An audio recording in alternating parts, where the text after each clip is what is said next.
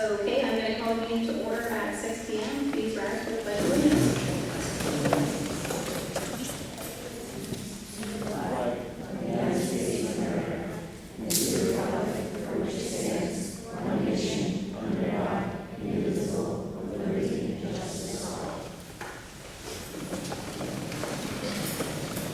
Okay, from here we will move into the student presentation. Hello, I'm a history teacher, Connie. And today we have some wonderful poetry recitations. So this is the sixth grade's last year at Middleton, and so we spent some time reflecting on their experiences here and kind of putting that into poem form. And those that choose to present get the added bonus of getting to see some pictures and kind of having it all put together for them. So everybody was asked if they wanted to present, and these are the brave souls that have decided to present. Two other individuals, one who is on emergency trip and one who is unknown, are not here. So I will read both of their poems for them. They are, of course, the longer ones, so you get to hear a lot of my voice. So we will get started with Novas.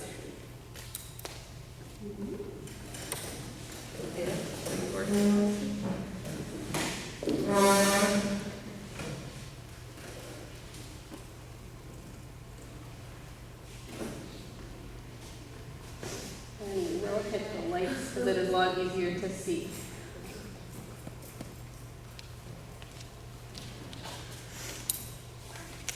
So I am Nova. I am from two different rooms, but it would be helpful if you could see the poem. I am from two different rooms, from room 133 filled with Harry Potter to room 134 with its calm nature mood. From kids inhaling the air purifier to a room as cozy as a little campfire. I am from a small school with a big heart, where soccer nets are broken apart. I am from the sneaker club standing on the concrete, refusing to wear boots, and clapping for teachers walking through as if on a red carpet, a runway. I don't want these small moments to go away. I am from pencils in my computer, from Mrs. Bonnaby, my little tutor, making me smile and laugh, from Miss Barzanti, the most wonderful teacher, from Mrs. Tatum, bringing snacks and helping with hard math, from Miss Wright, welcoming me to MES and making me smile, from Mrs. Kucher, always helpful and thoughtful, and from Mr. B, making his funny jokes. I am from picking up little kindergarten friends to do the pledge and going to chorus, standing right on the edge. And from us chorus members laughing together at a fart. I am from Miss Barzanti asking for our hopes and dreams. My hope is to never leave. I am from Kaya, Autumn, Kala, Olivia, and Cam. From special holiday treats and school lunch meals. From the time Camden fell in the trash can trying to clean, and when Autumn tripped while trying to chase me. I am from the smiles and laughs. I am from those moments I always will be.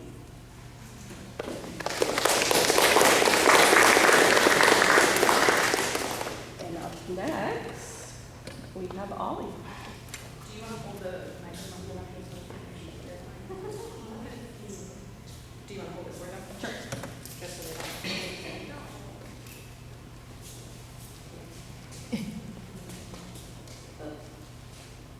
I'm from the end of the long hallway. I'm from the my seat pocket and my tiny pencil. I'm from the smell of wood chips outside and the class freaking out because of the horn. I'm from the random tree that all my friends wrote their names on and our class pet flag. I'm from morning meeting to closing circle at the end of the day. From Utah parade with all our parents lining up video after video. I'm from the small school with a big heart. I'm from Mississippi Police all the way to Miss Barzanti. From the time where there were 6 hornets swimming everywhere and someone got stung in the middle of the day. I'm from those moments and I will always be.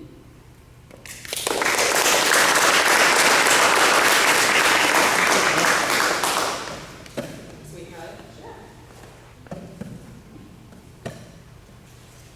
Where I'm from. I'm from the Gaga pit for my computer and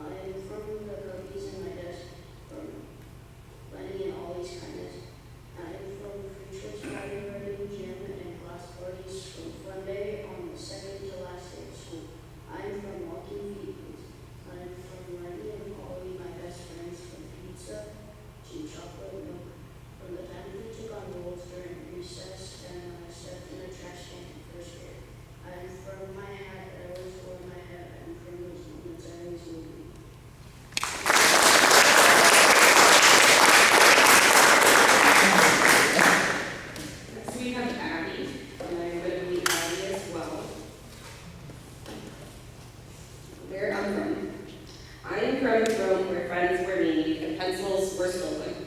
I am from when I looked up to my buddy, and now Brady looks up to me. I am from when I first met my best friend, and we held hands and played family. I am from when I would fall off the monkey bars and wait for someone to hold me and tell me I was strong. I am from a cotton ball who would bring a great personality and imagination, and how we would treat it like a king. I am from Mrs. Tatum bringing us joy every day, and Mrs. Kuchar taking a living little cotton ball so seriously for us. I am from when Miss Barsanti would ask for one great thing about our day, and when Mrs. Tatum would make us want to learn something so fun. I am from when we had a day every year where kids could be kids and giggle anywhere. I am from when someone would get hurt and Mr. B would say, "Well, your face is killing me." I am from when Camden would always be at my hip and we would laugh non-stop. And from when Olivia would chase me around. I am from when every birthday would bring a special treat, usually cupcakes, where everyone would make cupcake sandwiches and think they were a genius. I am from when in winter no one wanted to wear boots, and we would clap for anyone going by. Oh, the good times. These memories made me. I am from those moments. I always would.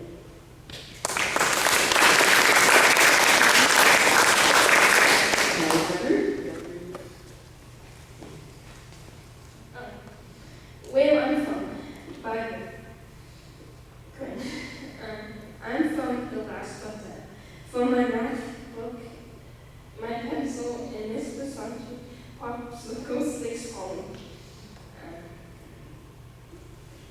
I'm from a nature theme room that is both pretty and full of fun.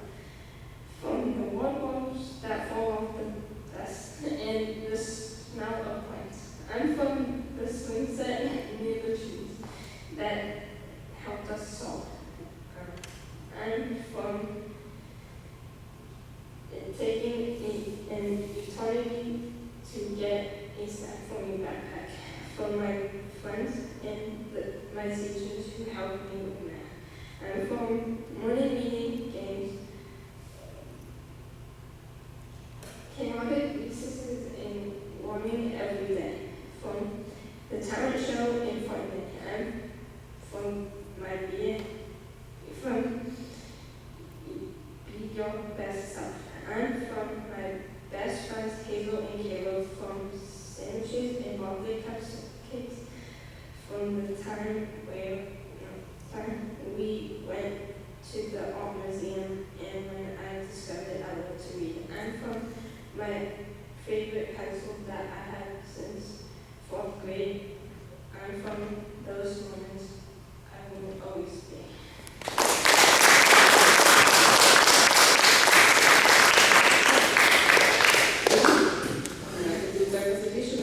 They definitely deserve a nice round of applause because they were very brave.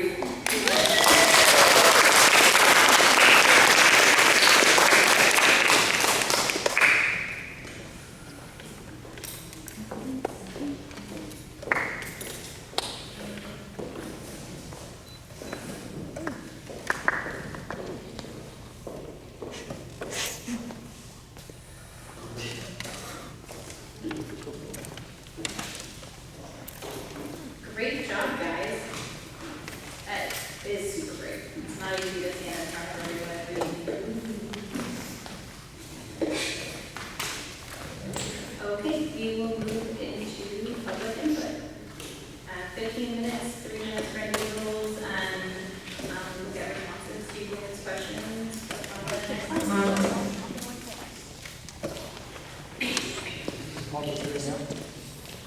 What was that? This is public input.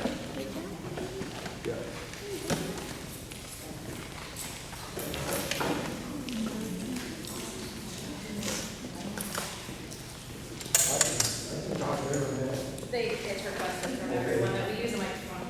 Otherwise, Yes, my name is David Crowe. I'm one of the Middleton bus drivers. I've been driving bus now from Middleton for 14 years. Back 3 years ago, I confronted the school board in reference to trying to get a pay raise for the bus drivers. Right now, we're one of the lowest paid group of bus drivers around, and I've given comparative prices that pays that the different schools are giving their bus drivers. For that 14 years that I put in, we don't have a pay scale, really. I got new drivers coming in, starting off, they could start today, have a regular driver's license, and they get the same pay that I am. And I brought it to the school board's attention this past fall, and I was told that they're going to have a committee meeting to study it and to come up with results. I'd like to find out what results the committee might have had to set a pay scale for the bus drivers.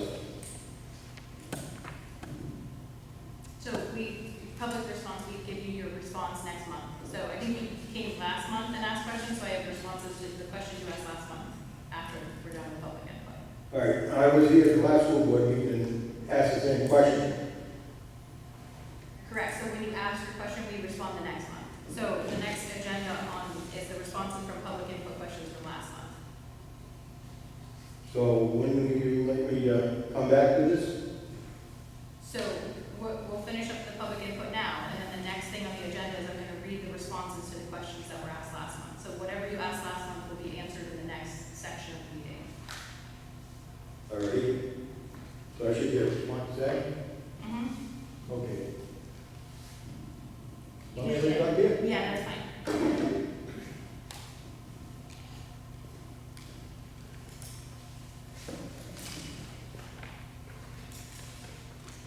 Any other public input for right now?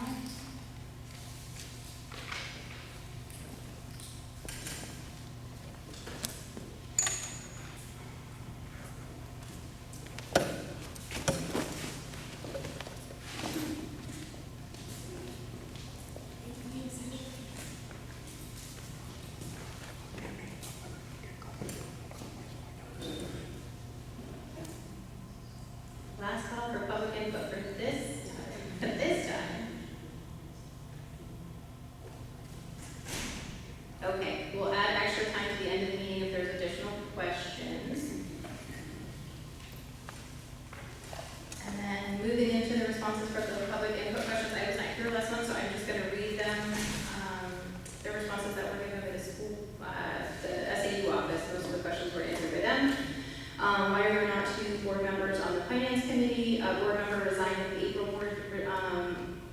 board reorganizational meeting, so a vacant committee position was intended to be filled by an incoming board member at the May meeting. I think that position was filled by Joe, correct? Okay.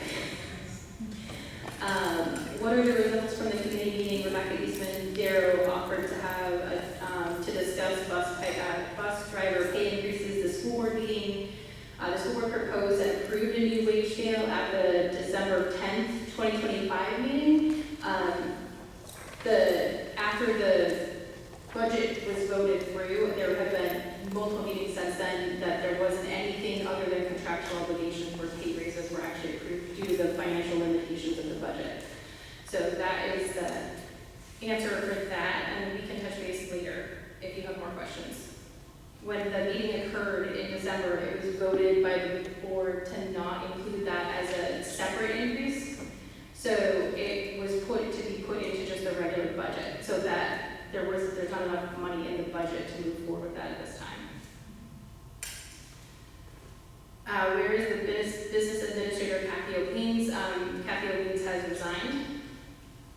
Who is doing the work of the business administrator in her absence? The SAU team is managing the work of the business administrator. Have we hired anyone for that position?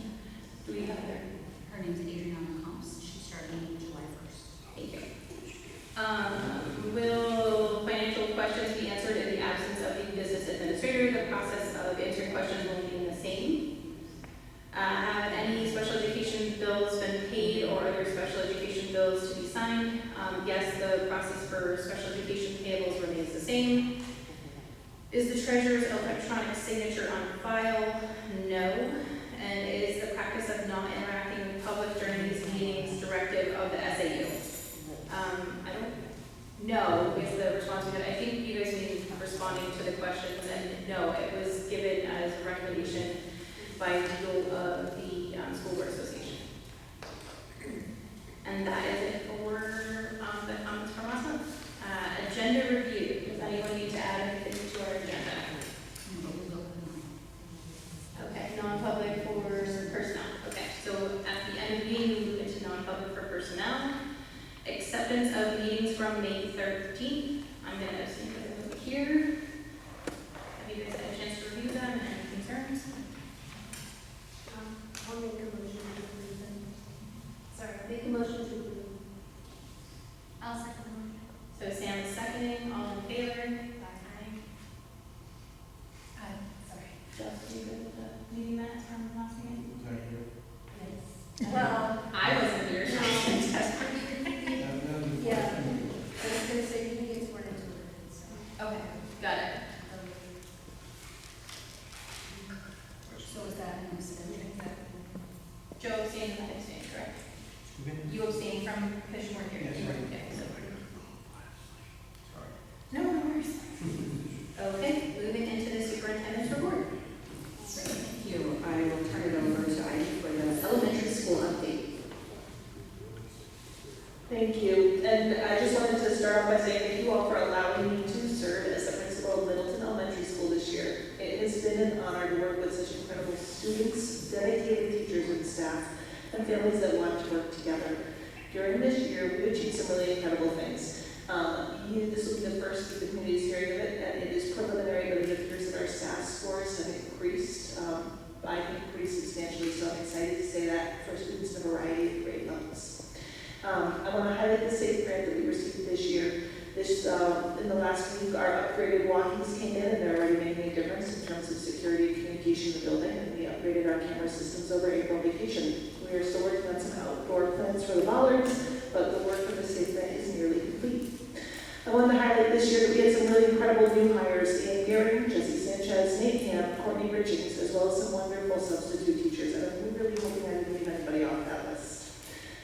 This year, we got some additional programming in our school, including a Lego robotics program, our running club, which started this spring. We had a talent show and multiple school dances. We had a STEM day this year with the Portsmouth Naval Shipyard. Our librarian, Ann Beering, organized a grant from the state to plant some trees on the playground that will hopefully dry it out a little bit. We had some incredible concerts, an arts night, our Fact Fluency Festival, guest readers, and a readathon, and that's just to name a few things that we accomplished at MES this year. I'd also like to highlight that with our new Alpaca Pals PTA, we funded field trips, bought new equipment for the playground, supported our staff with incredible Teacher Appreciation Week, and had some really fun additional programming this year, all funded through our PTA. And then I wanted to highlight as well, because it has just been an ongoing thing, that we upgraded and remediated the arsenic, remember that from the beginning of the year, and we recently completed the work on that new water tank. This month alone, MES also had some pretty big wins. That talent show was really incredible. About 20 or so performers practiced and performed in front of an audience. This was supported by staff who volunteered their time to work with kids to be ready after school, and those kids put on a great performance. Thank you, JD, Carrie, Fran, and Mr. B. We are hoping to have an encore performance planned for next week for our student body. We also, in the last month, had a ABC fashion show on Monday for our kindergarten families and the whole school in attendance. It was wonderful to see kids celebrating and cheering on our littlest learners as they showed a little bit of the fluency that they have been working on and had some fun doing it. This month, I said already, we hosted a dance for our students. It was well attended, and it was great to see our kids out of the classroom and on the dance floor. This Saturday, our Tiny Tots Play Loop will take place at 10 a.m. If your child is ages 5 or under, please join us with our helpful birds to socialize and play. And then this coming week, we have our kindergarten celebration on Monday. We have our annual fun day on Tuesday, and our 6th grade promotion and step-up day take place on Wednesday, and that's it for the school year. The final thing I wanted to say is that we have a good deal of work to continue to do. So it is my intent and our whole team's intent to continue to increase academics while maintaining the balance of fun that makes MES so special. We will continue to improve facilities with the caveat of that decreased staffing that we'll be experiencing next year. We have some hiring to do over the summer for our custodial position, para positions, and always substitute teachers. And then I want to implore the school board and the community that we have some real serious planning to do for future budget cycles. I can't control our fixed costs or our emergency costs, but do have control over what happens in my building. With a large amount of costs outside of my control, I ask the school board to begin planning our next steps, and I would really love to be a part of that.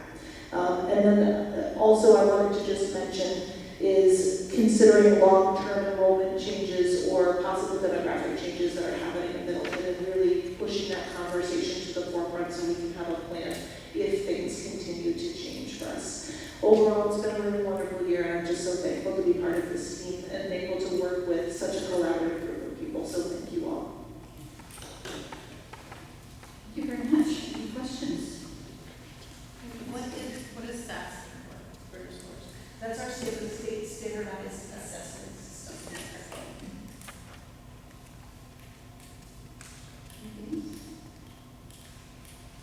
Okay. The other item are the May financial reports, which are part of your packet for your review. As I mentioned before, the Governor Wentworth Regional School District has hired a new business administrator, Adriana Comst, who is currently the finance manager for the Rochester School District, and she will start as of July 1st. You'll also have a new superintendent. So interim superintendent Scott Liberty will be starting on July 1st. He's a retired superintendent who lives in the Lakes region, and he was a superintendent in Londonderry. He's an excellent leader and brings a lot of heart and expertise to the role. So I want to make sure you're aware of that.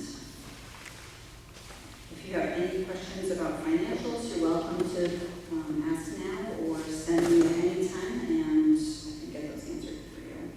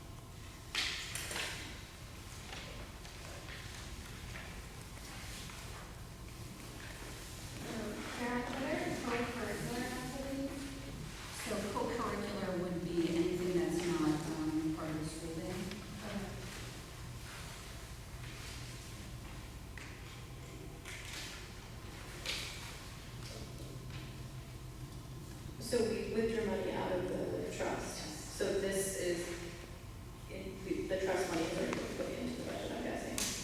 Yes, and that's currently being spent down. Okay, so the shortage that we're having, that's with the trust or without the trust? Okay.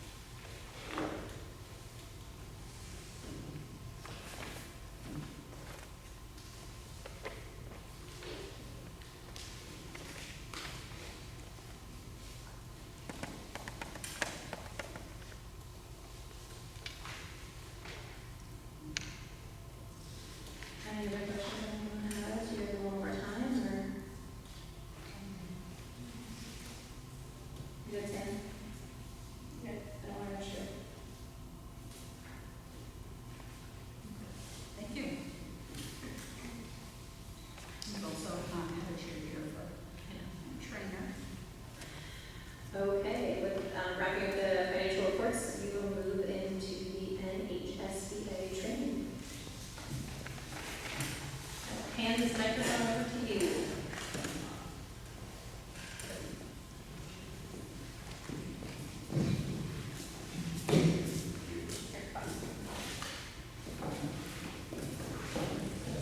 Good evening.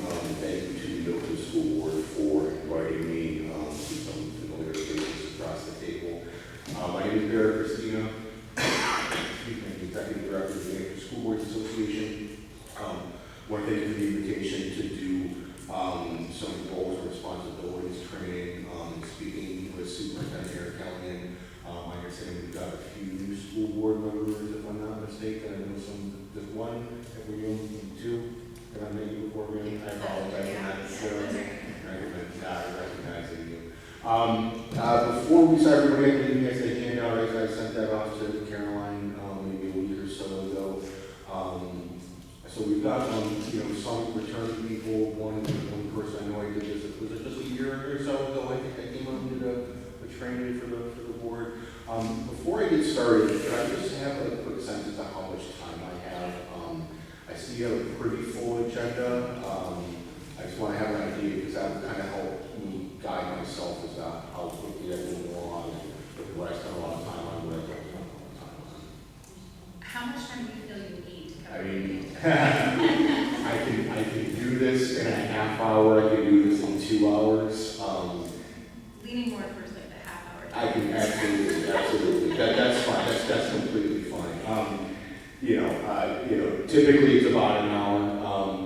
To really get into a conversation. There've been boards that have kept me for 2 hours plus, just depending on the way the conversation goes. But again, I see that you have somewhat of a full agenda. So if I look at my phone, please understand I'm not being rude. I'm trying to keep track of the time. So and I trust the Madam Chair will keep me on track as well too. So you have the handout. It's a lot of slides, 33 slides. I'm certainly not going to go through all of those. I'm going to touch on this in sort of a high-level, 30,000-foot view, just kind of really touch the main points as it comes to sort of school board governance, and then compare and contrast that a little bit with administrative management. And what does the superintendent and the SAU office do versus what does the school board do? And Karen, can I send you the other document as well too, the whiteout, and I just sent the slides. Yeah, it's a longer document. Yeah, okay, I said that as well. So the longer document is just the sort of, thank you. I wasn't sure if I sent that to you. Yeah. So I'll be looking from the slides. That longer document, though, is almost like the white paper of the slides. The slides are sort of the abridged version of what's in that longer white paper. So I'm going to just, if you have the slides in front of you, I'm going to jump to I did this double side, so slide 7, starting off with sort of slide 7, 8, 9, and 10. 3 core principles that the School Board Association advocates that school boards trying to follow. The first, on my handout again, is slide 8. 3 core principles. The first core principle, the purpose of school boards, RSA 189:1-A, paragraph 1. It shall be the duty of the school board to provide a district expense, elementary and secondary education to all pupils who reside in the district. That's why we have elected school boards. 5 people on the Middleton School Board. Some school boards across the state have 7, some have 9, some have 13, and the largest one is 15, which is, you can imagine how those conversations go. But that's why school boards exist. That's why we have elected officials to ensure that children in Middleton are receiving a proper education, receiving an education that the school board in conjunction, in collaboration with the administration, helps direct. But, if we said it was as simple as just providing an education, and the best education, that we could possibly provide to the children of Middleton, things would be easy, right? But we know that it's not always that easy. We have lots of constituencies and lots of factors that we have to consider when we're providing that education. Budget, parents, students, staff members. Do you have a budget committee here in Middleton? So you have a municipal budget committee that you have to work with, right? We have parents with kids in the district. We have people who live in the community who don't have kids in the district. We have elderly people that may be on fixed incomes. All of these considerations, all of these factors go into, when the school board is trying to develop its budget. budget, trying to look at programming, what can we provide to the children here in Middleton. But at the end of the day, the five of you debate, discuss, deliberate, ultimately vote, you send the budget out to the voters, and then you've got choices to make relative to programming and extracurriculars and whatever else you're going to provide here. But I always tell my board members, when you've got a tough decision before the school board, whether or not it's the budget, whether or not it's programming, an expenditure, cost item, whatever it might be, ask yourself, how is this board's decision going to impact kids? If we do this, how will it impact kids? If we don't do this, how will it impact kids? And keeping in mind all the other various constituencies and factors you have to, but hopefully that can sort of be a driving force behind the decisions that the board makes. You have to excuse me, anybody with allergies, I think, has had a pretty bad the last couple of days. I see everybody nodding, so my ears have been clogged. I've been sneezing and coughing for days on end now. Moving on to the next slide. Core principle number 2, collective authority of the school board. The school board can only act as a collective body, meaning the five of you, or a quorum, if you will, just for the sake of argument, say the five of you gather at a duly called meeting under the right to know law. Where you sit at the table, you have the agenda, you go through the agenda, you debate, discuss, deliberate, ultimately vote, ultimately act. Not every vote is going to be 5-0, some votes are going to be 3-2, some are going to be 4-1, some are going to be 5-0. And that's healthy debate, discussion, and deliberation. What's important to note about that, though, is that no individual school board member has any inherent right above and beyond the rest of the board, the collective of the board. Now, there's always caveats, right? There's always some exceptions. The board collectively can delegate authority to individual school board members. So, for example, the board chair may have certain rights via policy to sign documents on behalf of the board, work with the superintendent to set the agenda, be a spokesperson for the board, sign contracts, whatever the case may be. But again, that's the five of you collectively granting authority to one individual board member. If you look at all the statutes in New Hampshire that govern school districts, I've got a book in my car, I should have brought it in, about 6 inches thick, thousands of pages of administrative regulations governing school districts. They all talk about the board. None of those laws and regulations talk about individual school board members. The only right an individual board member has is to sit at the table, debate, discuss, deliberate, and ultimately vote on the issue that's before the board. Questions so far? All right. The last core principle, governance, not management. I'm on slide 10. So the school board governs the school district. You may be familiar with the phrase the governing body, right? You govern the school district. Excuse me. The superintendent in the central office manages the school district. And the way I differentiate those two is when I think of management, I think of the day-to-day operations of the school district. Are the buses on time? Are staff showing up? Policies being followed? Are kids getting their special education services? Is the boiler working? To the roof, the roof leaking, so on and so forth. And you don't have to turn to it, but if you look at that longer, the white document paper, I think it's on page 12, 13, or 14. There's a statute, RSA 194-C:4. I'm sorry. And that list, it says those are all the responsibilities of the superintendent. And if you look at those are the day-to-day operations, the day-to-day responsibilities of the school district. The first one, if I'm not mistaken, talks about payroll and cash flow and things of that nature. And then there's one paragraph, J, the daily administration of the schools, meaning staff, students, transportation, facilities, so on and so forth. The school board, conversely, through its governance policy, budget, strategic planning, long-range planning, short-term planning. I know you don't evaluate the superintendent, your arrangement with the contracted for services, but SAU 49 government, they have an obligation to evaluate the superintendent. Those are the governance responsibilities. So, if we look at the slide, I like this line that we try to come back to often. The board's job is not to run the schools, but rather to see that the schools are run well. And then the board sets the policies and goals for the district and helps to filter through oversight of the administration. The board can adjust its policies and directives as needed. And ignore that last goal when we say that the board's functions are primarily legislative, but also the board has limited executive functions and quasi-judicial functions. I probably won't touch on those because they're not necessarily pertinent to the Middleton School Board. If questions come up, I can certainly discuss those though.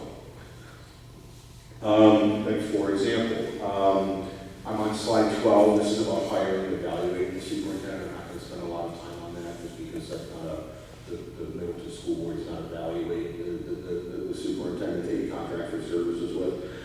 Slide 13.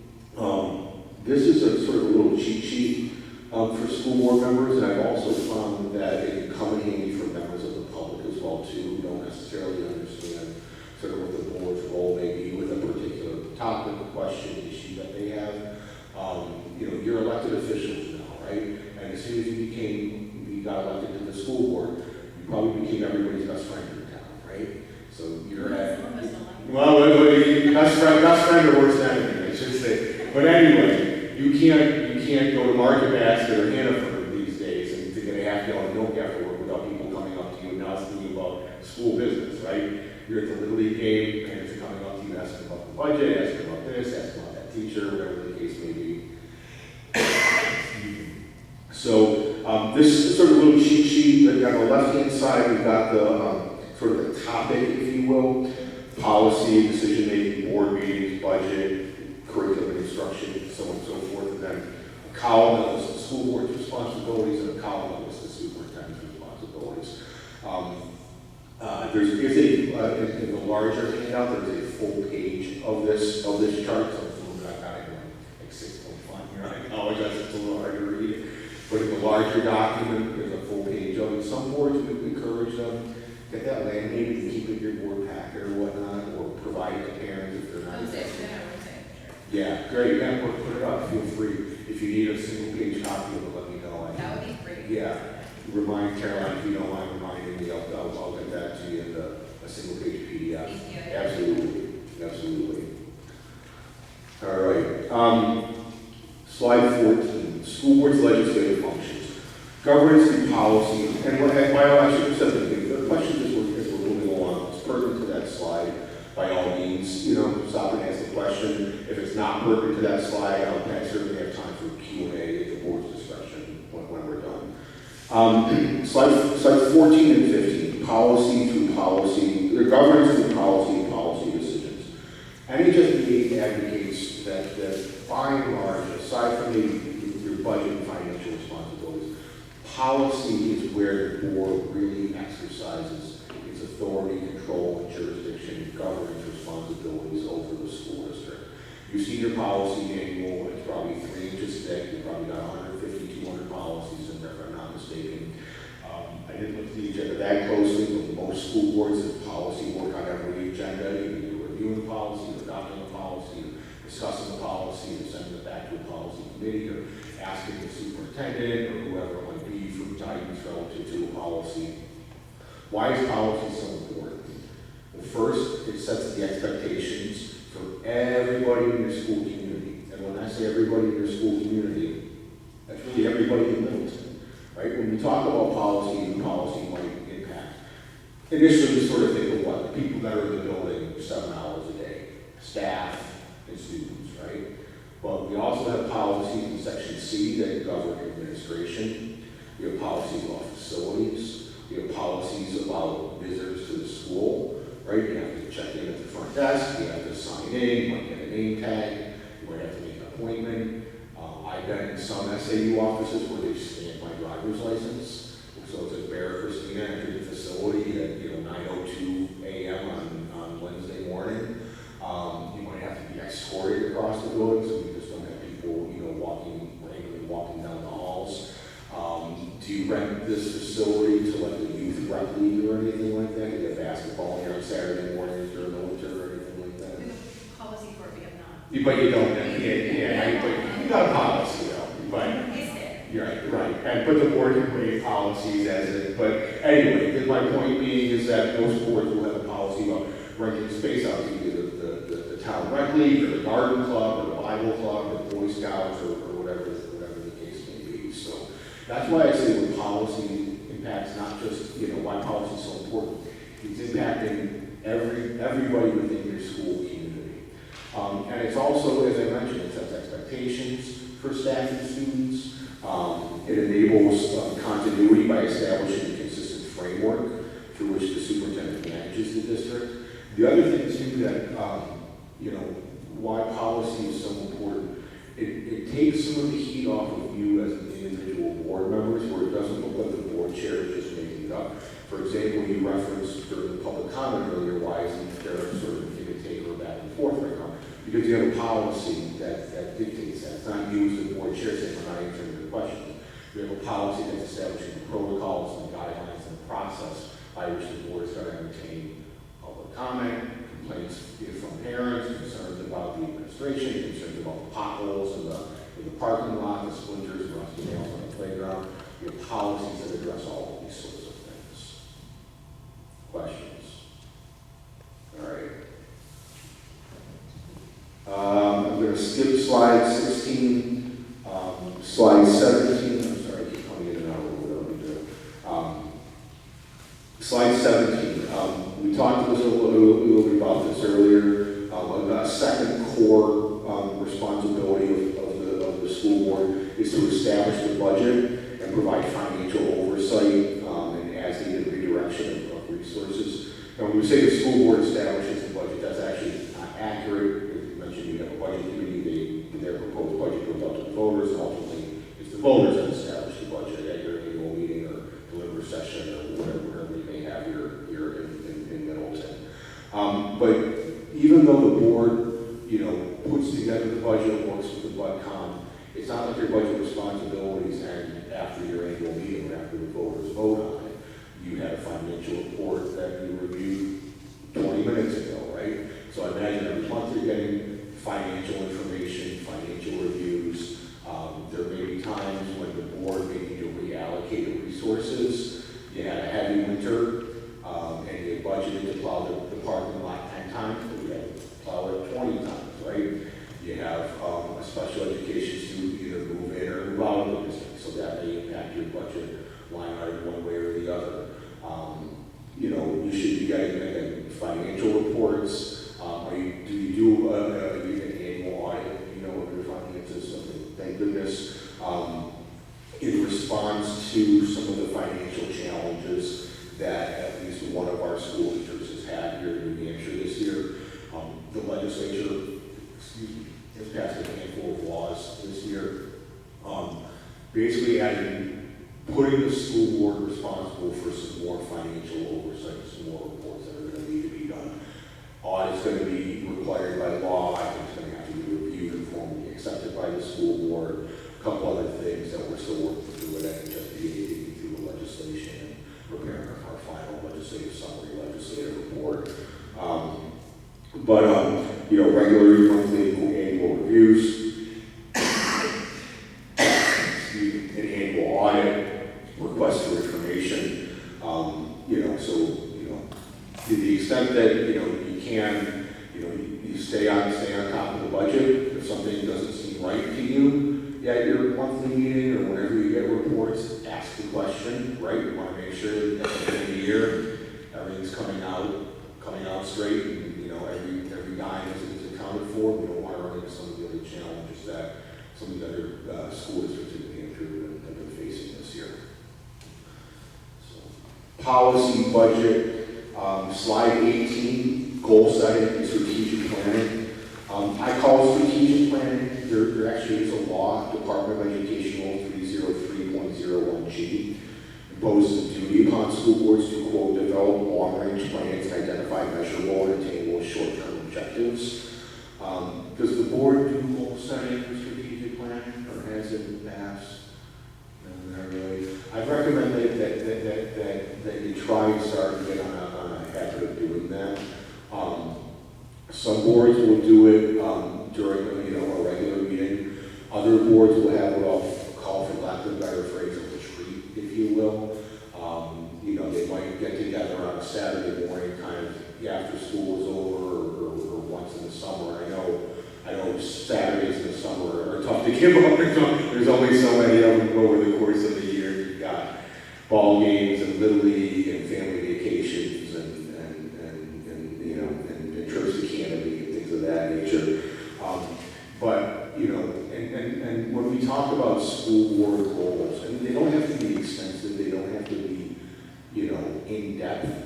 I always tell boards, when you talk about school board goals, bring those goals back to what the prime roles and responsibilities of the school board are. Policy, budget, strategic planning, fiscal oversight in other districts that may be evaluating the superintendent. So a typical board goal might be, okay, within the next 2 years, we want to make sure our policy manual is up to date. You know, through staff turnover, through board turnover, through leadership turnover, some board policies just never a priority, and lo and behold, they've only updated 5 policies in the last 3 years, and even though the legislature is requiring all these updates to policies, that may be one goal. Other districts that we work with, they want to retool or revamp their superintendent evaluation process because it's really not working for them. Other boards, they want to work on having more effective meetings because the meetings are running for 4.5 hours and it's 10:30 at night when they're getting out of there. You know, I'm not kidding. Yeah. So anyway, you know, it doesn't have to be heavy lifting. But, you know, one, establish those goals, and then 2, if you're going to establish, and I'm talking like 3 here, you know, kind of simple stuff. Make sure that they're things within your control. You know, for example, I've run into boards that have sort of said, okay, we want to increase our math scores, just like give you an example, by 10%, okay? A lot of that's out of your control, right? Right? You know, you don't, the board doesn't necessarily get involved in curriculum, instruction, and assessment. But what can you do relative to your math scores that may be a goal? Can you reallocate resources to say, you know what, our math scores are low, we're going to emphasize professional development for our K1, 2, 3 teachers to really give our kids a good foundation on math. I'm just using this as an example. Our reading scores are a little bit low. We're going to see if we can reallocate the budget and hire a reading specialist or give professional development to our staff. So that's not the board getting involved in curriculum instruction and assessment, but what is it? It's a budgetary issue, clearly falling within the board's purview. Questions about that? Does that make sense? Is it clear on some of that? Yeah. All right. Moving on, page 19, or I'm sorry, slide 19. Communications. This one's a little kind of difficult. The other roles and responsibilities that we talk about are kind of actionable, right? You're adopting a policy, you're adopting goals, you're reviewing your budget, reviewing expense reports. Communication is a little kind of nebulous. But, you know, when we used to do, this is a number of years ago, but prior to COVID, we would do our new school board member orientation at our office in Concord. And we have meeting space where we get about 120 new school board members every April or so. And we do this to some degree. You know, our sort of orientation / roles and responsibilities.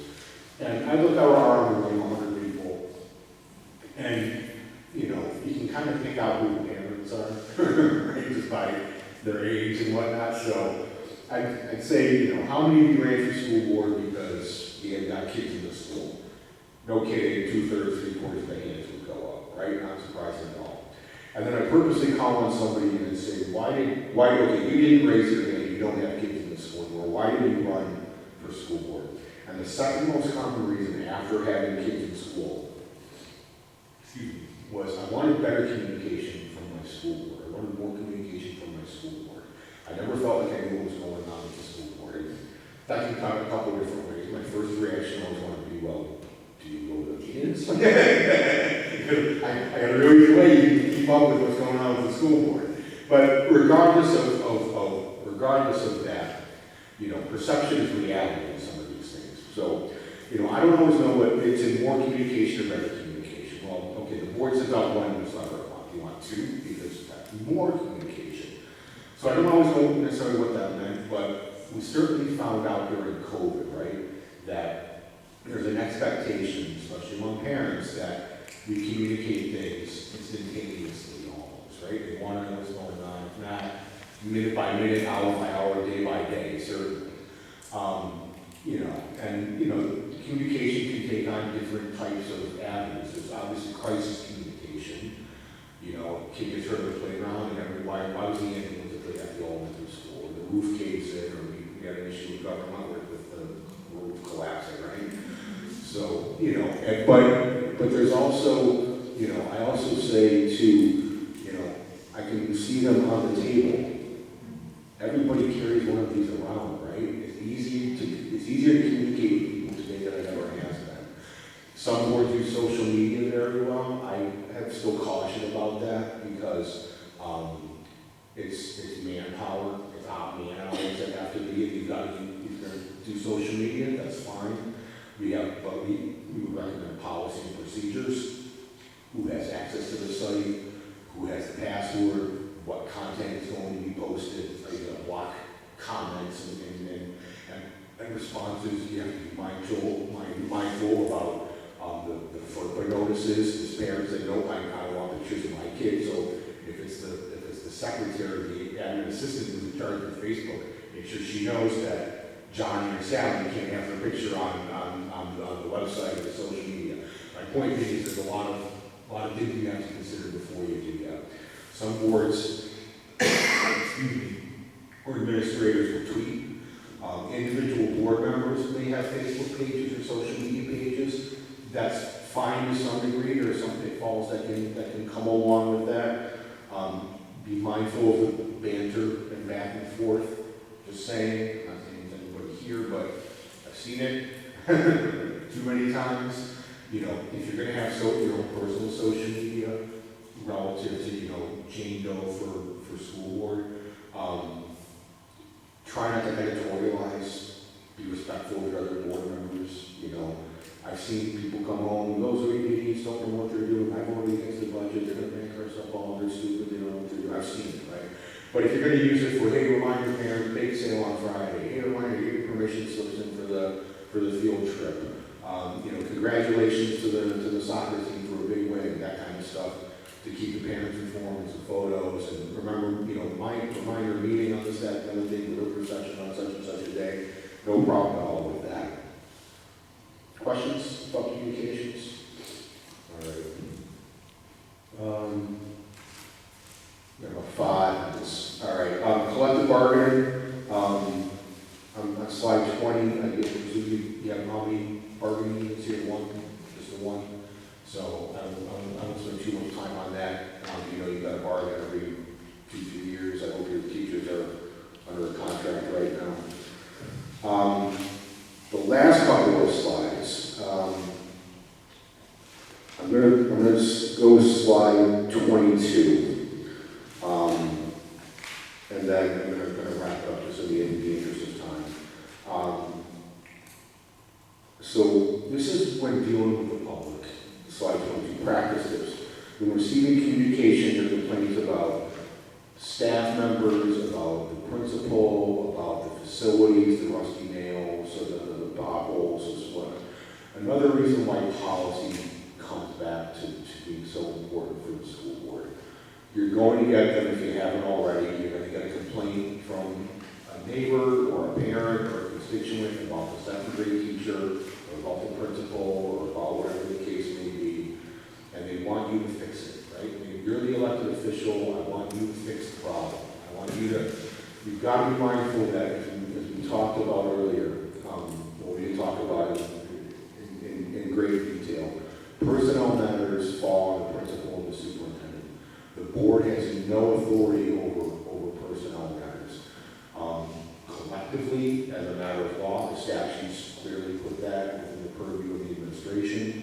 In the 194C4 that I talked about earlier, there's a provision in there, the superintendent's responsible for oversight and evaluation and whatever else relative to staff members. The second aspect relative to that, we talked about collective authority versus individual authority. You as an individual board member have no authority to contact that second grade teacher and file a complaint, do an investigation, ask what their side of the story is. You know, what your job is as a board member, and why policy is so important, you should get to know your policy manuals. Your job is not to solve the problem for that individual.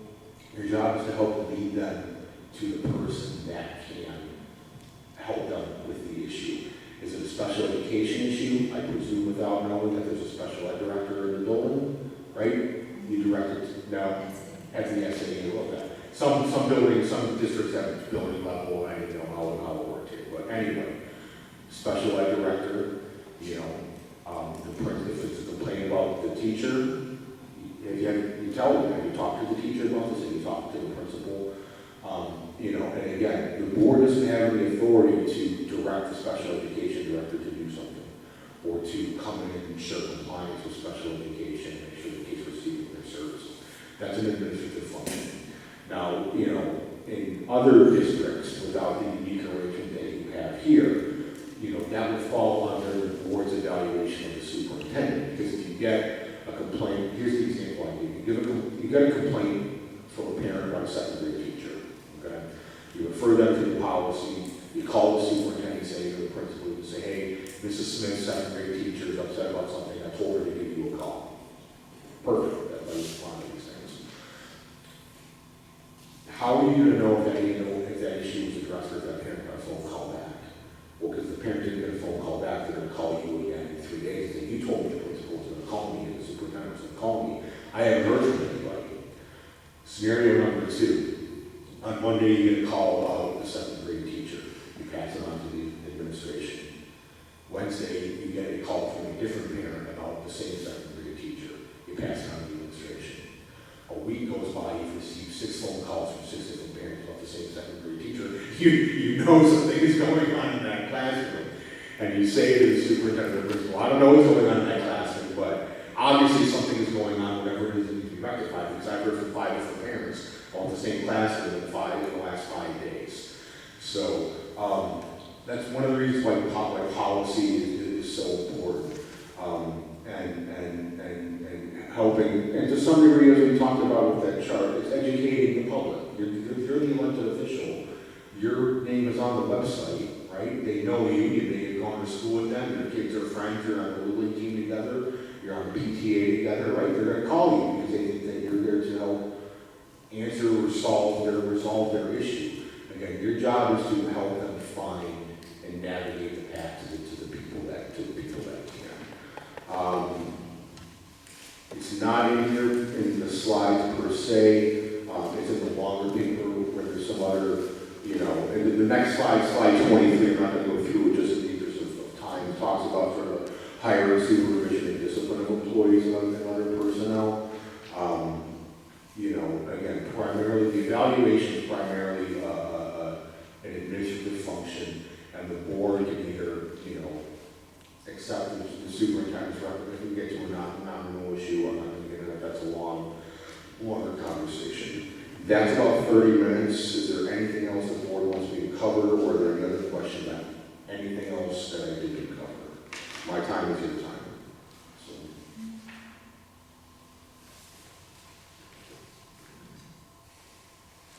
Any questions from anyone? So this longer presentation that you speak of, that's 2 hours long. Yeah. I feel like that might be effective to be just its own meeting. Yeah. So tough time of year because I get that. You know, when's the best time for a meeting? So yeah, if a board wants me to do a full training, we often do it on a night that's not a meeting. Some boards, depending on jobs, will not have the flexibility to have me come at like 5 o'clock or whatever. Here's what I'll tell you: if we can find time over the summer, and you can set aside an hour and a half, you let me know. And I will be here. I travel all over the state doing trainings this time of the year, and I'll be honest with you, I enjoy the trainings. It's my favorite part of the job. It's better, you know. Is anybody here in the State House and the state rep by chance? Providing the training and getting a chance to see my members is a lot better than spending 8 hours a day thinking for legislature. It's like from January through May. So, but no, seriously. It's you know, this is Rochester that's okay. Sometimes boards, you know, just they want the quick refresher. I understand you got a full agenda. Either, you know, I know Caroline has got a short time here. I've known Scott for 15 years, whenever he was on here. You guys have been really good hands. Talk with Scott. If we can find time over the summer, and you've got an hour and a half, either before a meeting or you have got time to spend an extra, let me know, I'll be here. I have to come back in anytime. Say we don't have a meeting next month, so maybe there's time next month that we can figure something out. Yeah. Unless you're gonna do it another time. Right now, We can be like, in touch with you. yeah, right. And right now, I know my July is pretty open, except the last week of July doesn't work. But right now, my sort of the middle 2 weeks of July, I think are pretty open, so. Okay. Yeah, shoot me an email or give me a call at the office. Well, Anything else I can do for you, fine folks? no, we appreciate you coming down. Thank you so much, thank you for the invitation, I'll be in touch.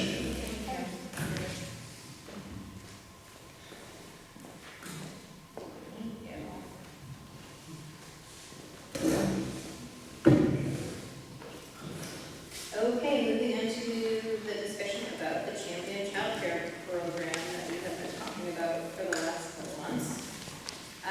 We did get the proposed contract that the Child Care Program sent us. We did submit it to legal, they went through and made some changes. I know Ivy came back and had some more. Do you want to present your own concerns?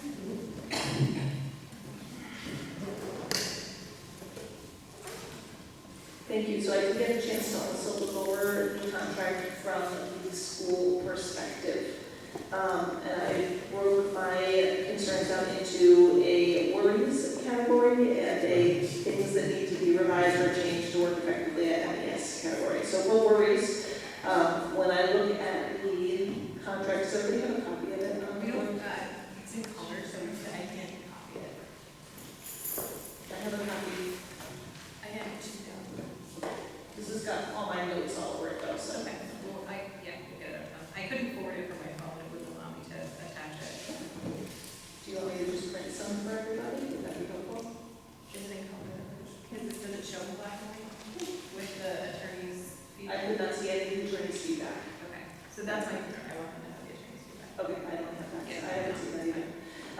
Okay, so for worries, on page 1 of the contract, part 1, D and V, there's a piece on wear and tear. Do we need to document the condition of our facilities first before they join us?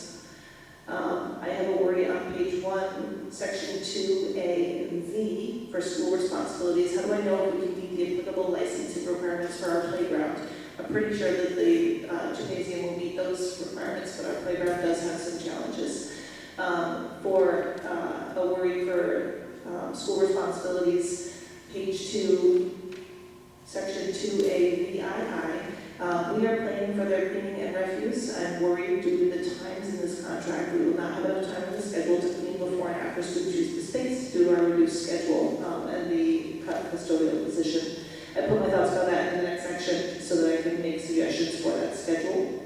Under school responsibilities, page 2E, we can absolutely provide them with guest Wi-Fi, but their contract says that they want access to our IT support. We have one IT support person in the building once every 2 weeks, so I do not have an IT person to give them. I don't think this will be a big deal, but I do want that noted, that Justin is not just available.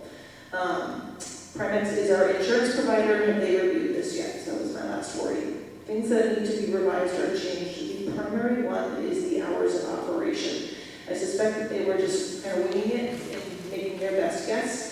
So my custodian will be coming at 6:30 during non-snow months and 6 a.m. during snow months. It takes about half an hour to clean the gymnasium floor. We would not be able to open until 7 a.m.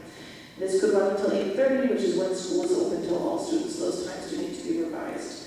To the same point, school dismissal starts at 3:15. And I want champions to start at potentially 3:20 in the gymnasium, and this could run until 5:30, allowing my custodial staff time in the day to do bathrooms and trash. Next point is our building will not be available open this summer for 11 hours a day. That's a tough one because we have limited staffing and needing to clean. We use the gym to do all of the runs. We have inspections that have to take place, etc. I'd like to discuss the summer and break programming as separate issues. This would be hard to manage with reduced custodial staff. Could this be a separate contract? I don't have a handle yet on what summer is going to look like and how it will play out with the changing in staffing. I need Channings to understand that sometimes we have PD days or school closings in which the gym will not be available, for example, during voting and our collaborative PD days. The schedule needs to be looked at in collaboration with me so we can determine when the program can be open and when it is closed. I will also need to know how many spaces they anticipate needing. At this time, the multi-purpose room is an obvious choice, but I'm not confident about a secondary breakout space. And I feel strongly that it cannot be a classroom, as teachers need access to their spaces from 8:15 to 3:45 to contractual obligations. I have some ideas, but I would need to know how many spaces we're talking about. And then I was wondering about a second child care survey that does include the costs for families. I think that costs are something that families should have up front before we make this decision. We have those now. We would get a more complete idea of what families are willing to cover. I am a little bit worried about charges that we potentially can incur if we don't meet these minimums. And I would love to hear their feedback and have time to think about it and work with them so that we have a contract that will be in our students' and families' best interest and in our school's best interest. Any questions from me?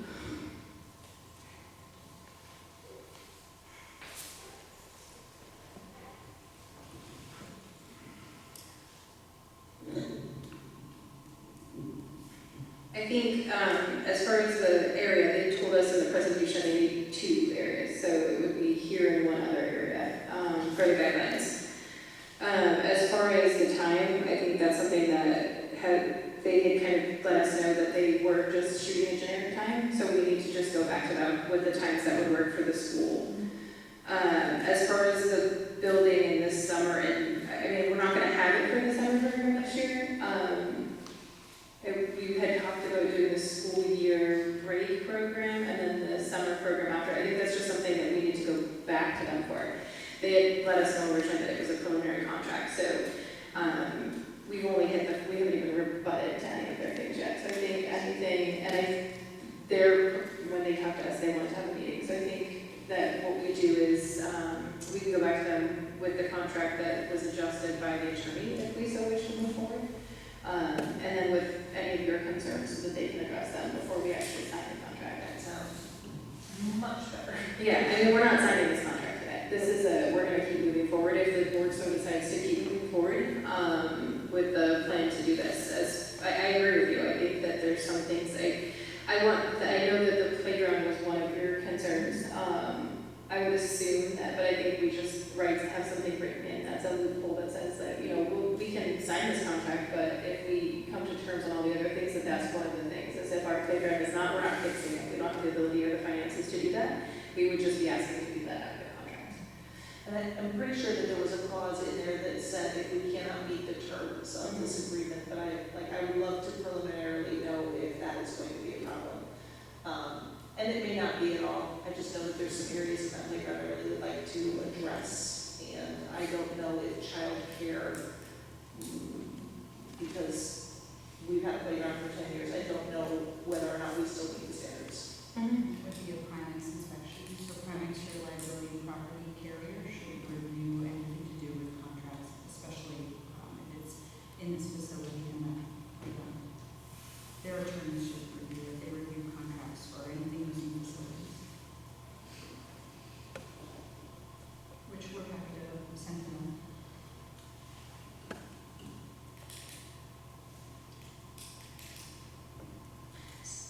Do you have anything? Do you want me to put out a survey to families this Friday that would include the costs and my proposed hours to see if there is additional interest? Yeah, I'd be curious to see if we lose interest if we're not opening until 7.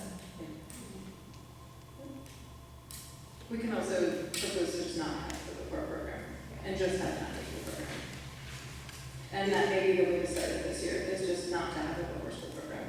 It's not a package deal, it's a we pick and choose. We can pick and choose. If we don't need before school, then we can change the proposals and not add include before school for this year. Yeah, they don't have to do both.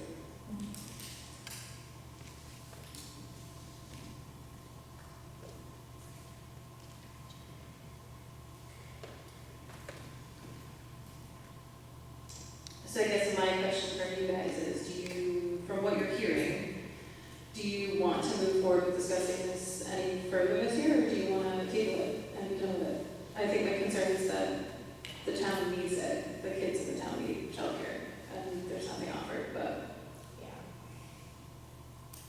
I have a problem on this with the liability insurance. Okay? If you read the liability insurance, exactly what us named as co. What's it say here? Yeah, I asked the attorney about that too, she said that's pretty standard, it's basically It's saying. not standard, because what they're doing is they're going to use their insurance. If something happens and they run out of money, we have to kick in to support with that. What has happened during their hours of operation. And that puts a general liability on the school. If we use Primex, it doesn't matter. If we get a rate increase in our insurance, the taxpayer pay for it, regardless. They don't see it, but they pay for it. And I don't see that as a benefit to them. Is there a need? Yes. I don't think that we should be additionally named as co-insurers for what they're doing. It's not a co-insure, it's just naming that they're here. So kind of like what Carol was just saying, submitting it to Primex so that they know they're here. Unless I'm misinterpreting how I'm reading it. Because that's how it was kind of explained to the attorney. Each party- That was my concern when I was- Each party will list the other as an additional insured under the party's general commercial liability insurance policy. And a request first at the back. Okay. So I'm a general contractor. I work for somebody else. I give them my insurance. Something happens, the house blows up, they go after their insurance company, and if it's not enough, they come after mine. My rates go up. It's just how it works. And if you tell, if anybody says, well, lawsuits, that don't happen, it does happen. They go after everybody. And I don't, it's one thing to have this before that, and I do think there's a need for people. But at the same token, I don't want this town, the school, the taxpayers, and nothing may ever happen. But when it does, or if it does, we're not protected. I don't think we should be additional. If they want to do this, provide your insurance and have enough time to take care of it. Outside the school's normal operation. At that point, our insurance takes care of us. Right, and they have their insurance, that's what I'm saying. I think from what my understanding was from how it was explained to me, is that it's just saying that there's another business being run in the school. That our liability insurance is aware that there's another business being run in the school. It's not that they're being covered by our insurance, it's just that anything could happen in the school, and there could be a lawsuit. Whether it's voting or anything else, anything could happen. But at the same token, we are allowing extra hours here outside the normal operating procedures of the school to allow something else to possibly happen. We're providing a venue for them to be here at this facility. Right, with liability insurance. So if your school's open 8 hours, and that 8 hours we control it. It's the hour before and after that we don't control. We may have to pay for it if something happens. I'll tell you, this is a state. We don't have to make a decision right now. If we're having it this year, we have to make a decision to either move forward or begin with this. Because they have to have, and she said up to 12 weeks for licensing. So if we don't have a decision to move forward with this and negotiate the contract over the next week, there's no way. There's, for the licensing restrictions in the state, they're just not gonna get licensed now. So there's no way. Can I just offer one thing? So Primex can negotiate the contract for you with respect to liability if you send it to them. And they can look at the terms and make recommendations and negotiate what they wish. So that was my question, was we submitted it to our legal, we can submit it to Primex, and then go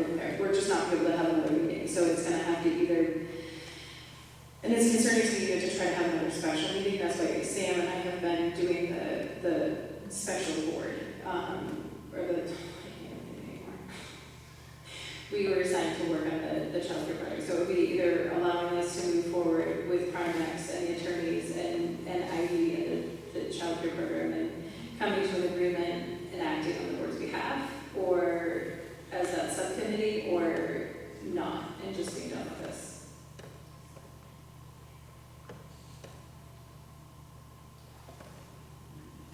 If you are unable to come to an agreement that you like, would it just be put off, or like, do you have to come to an agreement if you don't like what they're offering?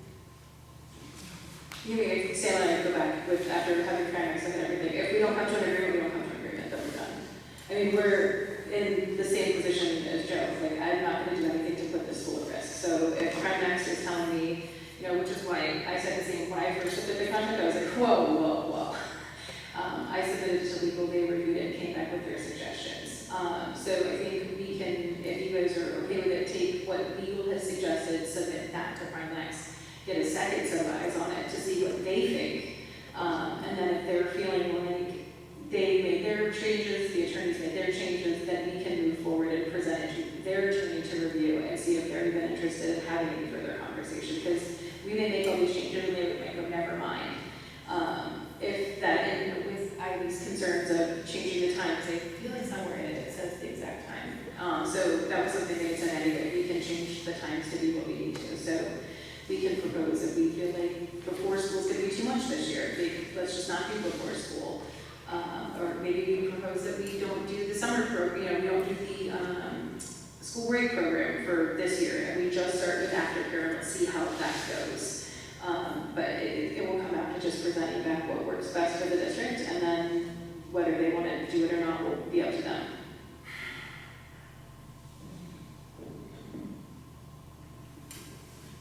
Or we can be done with it, and that's fine too, and tell them either no thank you altogether, or we can talk about this next year. The times are in Exhibit A. Yeah, I remember seeing it somewhere.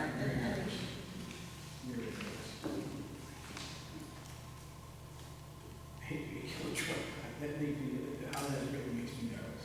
It doesn't mean as if we would be adding them to our insurance.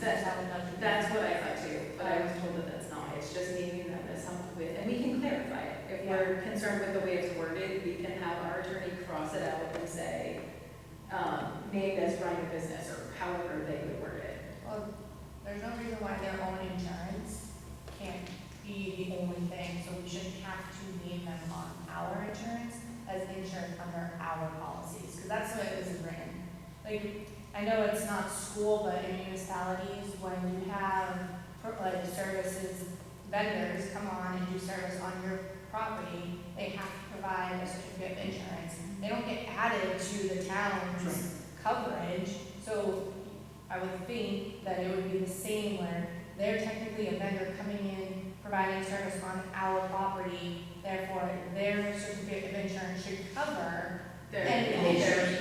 Yeah, that They might should arise have up significant coverage. without us having to name them under our policy, which is the way it reads. And I have to tell you, my personal insurance for business, more than that.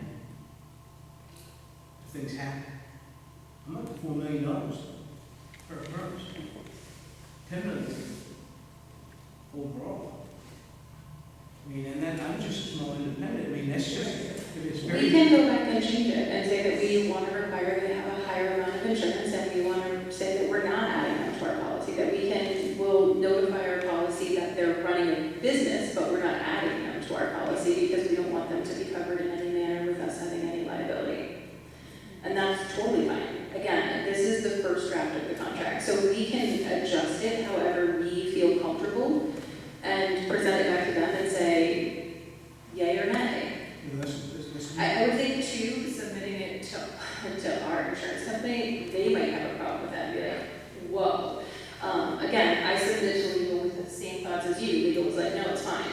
This is what it means. So I'm trusting legal that there, but I think getting a second set of eyes and having them look at it. The other thing we can do, if the board is okay with it, is always talk with Heather. She is potentially willing to look at something and has some legal insight website that would be able to raise additional awareness without costing us attorney fees. So that's, but she's not on the board, so you guys would have to get permission for us to speak with someone about something we're working on as a board, so. I don't care what we do, if we get some clarity on this, Yes. and we're not, if they can provide their own insurance on their own, for their own system, then fine. Right. I wouldn't have an issue. And again, I think our insurance company may come back and tell them what they want them to have. Exactly. Because that is to cover them, so that they don't have to pay out on their claim for us. I mean, the overall effect if something happens, it affects everybody here if you want to utilize the program. Agreed. You know, and it's not really a fair thing to do to anybody. Agreed. So, you know, just some clarity on that part of it, like that, and the other stuff will work its way out of it. So. That's you. All right. Yeah, that's you. You know that? I'm like, what's your peeping, Joe? I'm gonna blow. Somebody Don't do that. Joe. Timmy didn't feed me It's his blood sugar's going I know what it is. Trust me, I know the beat. You know. Stay in your chair. So I guess that would be my ask, if the board is comfortable. Motion, right? I can make a motion to move forward. I don't want to. So I guess my thought process is, it's a first draft of the contract. Let's submit it to our insurance company. Let's let them cross off what they're concerned about. We can, I'm guessing there's a representative that I can talk to about our concerns. So I can talk to the representative about our concern. We can make the additional marks that need to happen on that contract and send it back to the childcare company for their attorney to review and see if they're even interested, or if they have a rebuttal of some sort that they want to consider. I think if they don't take the suggestion, my move at that point would be to say, I think we need to table this, because it's not going to be enough time. So if we come back with our rebuttal and they say absolutely not, it's something that's just a deal breaker, we just be done with it for this year. And we'll revisit it in the following school year. We'll just start earlier in the year next year if we're going to do it. Do you want us to present it without the morning program? Like, is that giving you too much concern with the stipulations right now if we only have a part-time janitor because of the budget? I would really like to find out what the need is in the community with a 7 o'clock start time to see if it's even feasible. Because I do not think I can, if it's earlier than 7, and in the winter I have a custodian coming in at 6:30, that's just. So that's my concern is I think whether there's interest or not, I don't know that we can cover it budgetarily. So that's kind of my thing, is that let's just be real and not put ourselves in a position that there might be an issue. Will that change prices? Shouldn't. Because I wonder about economies of scale here. And if I mean, as far as I'm concerned, if we told them we're concerned about morning care because of budget concerns and all of that, and they're like, no, I said, fine, then let's go, I'm done. I'm not gonna change, if you have that much of a concern about it, I'm not gonna change my mind, and put us at risk, because this business that wants to come run a company here doesn't, they're not my concern. The other thing to think about is if in next fiscal year, if we are able to still have our custodial staffing at two full-time people, that changes the equation entirely. Exactly, and I think starting off small it's not a bad thing. That we don't have the concern of do we have enough people in the morning and do we have enough people in the afternoon. I think at this time only afternoon would work for us, and we can see how this year goes, and then we'll revisit it next year, and then next year we can talk about before and after summer and blah, blah, blah, all this stuff. So I think with the amount of concern, I think that there's some we just go back to them and say, I don't think before care is gonna work. Yeah. I'd be curious to find out if that means that we have to have more in the afternoon. I know they say minimum of 8 on average, but they also said in the thing that it was I think think it's Some 15 morning, in the and then afternoon. like at least 16 in the afternoon, so maybe they. It's just based on their staffing, from what they kind of explained to me, so they've got to be able to pay people to be here. So Right. if there's not enough people, then they don't have to pay them to be here, right? It's just gonna be in the afternoon. I think Sierra's point, and I could be wrong, is that if we are removing the morning program, which is a potential source of revenue for them, does that adjust our Right, the numbers that costs? they, yeah, from what I got from them, a million times, I feel like I've talked to them, I don't think so. But it's something that, I mean, we'll go back to, I'm not going to say, let's take out the morning program and go willy-nilly. Yeah. No, I would be asking all those questions. I would be curious, I mean, I'm obviously curious, if we take away the morning, do we need more kids in the afternoon? And is there a chance that it's gonna bump up the rates in the afternoon too? I mean, I know we wanna sit here and say no, but if you're cutting prices, if you're cutting out the morning prices, they're gonna have to adjust somewhere else, which is only gonna be in the afternoon. Yeah, please have that morning. So that's their thing. But again, I would. Survey, we did have a higher number of people who were interested in starting at 7 than we did 6:30 or 6, so 7 might work out if we did decide to keep the morning program.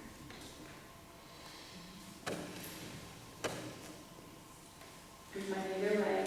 I think we should find out, at least based off of the community, because really at the end of the day, it's what the community needs, and we need to have 7, then I guess we're gonna have to figure it out on the other side. I think at this point, like, I'll go back to them, but I think we're coming to a time crunch here. We're talking about not putting out a survey until Friday. I don't know how long you're giving people to answer, but I think we're just coming to a time crunch. So it's getting to a point where I'm thinking this is probably not gonna happen this year, which is fine. But You want to table it until next year, give more information? Now, when we do this, it should be small thought out, Right. very good thought out.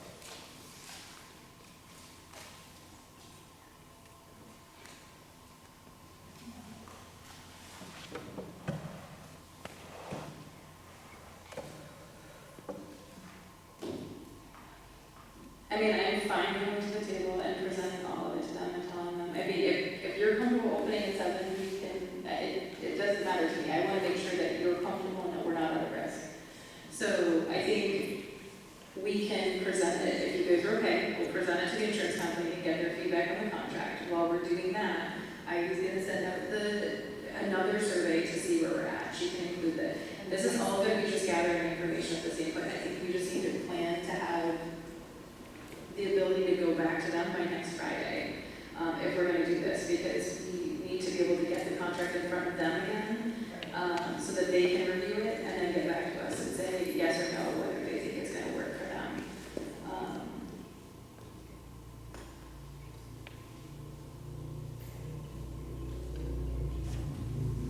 You guys have, That will mean, we'll have to have, once you hear from them again, we'll have to have another meeting.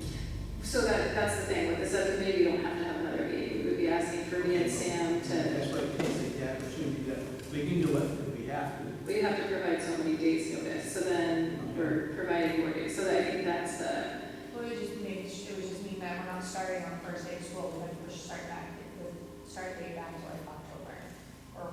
I would have to check with them to see. I don't know that they're willing to start mid-year. I'd have to check with Well, them to see. they said in the presentation that if we have to start in October, that's fine too. Oh, It's not like.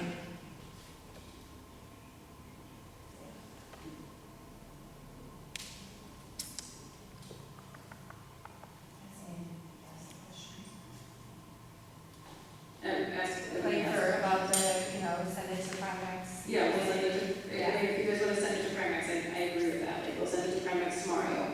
Yeah. We'll send out the contract, we'll send out the survey and then go from there. You guys just have to tell us, like, if we're having another meeting, then you tell me.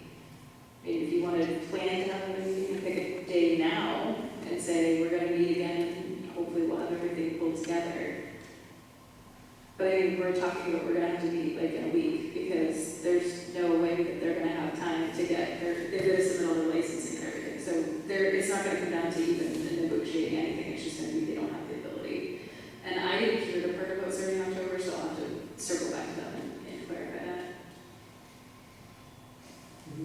survey, there'll be enough time to do a survey. Well, that was what I'm saying, I think I resent, she's gonna send it on Friday, I was gonna say, we can only give them like till Tuesday. Yes, but we can absolutely nudge. It was really helpful when you guys posted it to these Yeah. four pages. Oh, We yeah. shared it around, we got a lot more results that way. So it is doable to have preliminary results before school lets out. And I will circle back to them tonight and let them know that we're cautious about morning and we're cautious about space and kind of just kind of get them processing through some of that so that we can see if you and I can meet with them and get the site director, the area director down here to walk the area because it's all great to have these conversations, but have them walk and see what we're working with and why we're concerned and see if they can do that hopefully by next Wednesday or something to figure something out. All right, so do we want to have another meeting, or do you want me and Sam to move forward and just keep you guys updated via email? You tell me. I think the timing, I think that, get the information. So that way we know we have everything, all the T's and I's already crossed and like that, then we can have the meeting. Well, that's my thing. We're running out of time, so we can't, if we don't plan a meeting now, because we have to have so many days to notify of the meeting. That's what I'm saying, let's plan the meeting, and then we can always either cancel the meeting or what have you. I mean, if I get all of this stuff back from the insurance company, and they're like, absolutely not, we're gonna not cover you anymore if you do this, then we're done. You know, like, the worst case scenario, right? So, you know, I think at this point, if we just plan for the meeting, everyone here knows when the meeting is now. We'll post the meeting, and we'll just say, this is the plan to have this meeting. If something falls apart, we need to have a meeting, we cancel the meeting. But my concern is leaving here tonight and then having to plan a meeting, we have to give so many days notice, and we're in a significant time crunch. So what would be a date that you'd like to? What's the date, was like?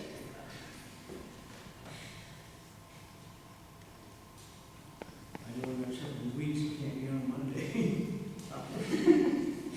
So I'm on vacation as of Tuesday until the following 26th, with the exception of the hours I think about my other job.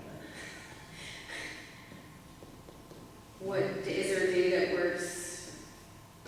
Is there any day that any of you know doesn't work for you? Let's start there. And the next week. I'm thinking like the end of next week would be a good time to do something. Like on a Friday or Yeah. Thursday? I'd be fine with that if everyone else is fine. I will be out of town, but I can call in. If that's okay. Yes. I can't do that. I can do Thursday. How quick if you send out that survey, do you need time to pull the data together, or is it pretty easy? That's easy. Okay.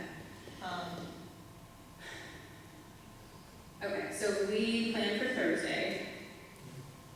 I want to plan for 6. You do not have to do it. I don't know what's your best. Yeah. Whatever it is, but Can we be earlier at 6? Like, is that a possibility? I think so. I don't think I can. I have that day off. Hold, please. I'm not working Thursday night. Okay, so what do you want to do? You tell me. Joe, what time can you be somewhere? What time do you be? On the 18th, what time can you be here? Whatever you need me to be here. 3 a.m. No.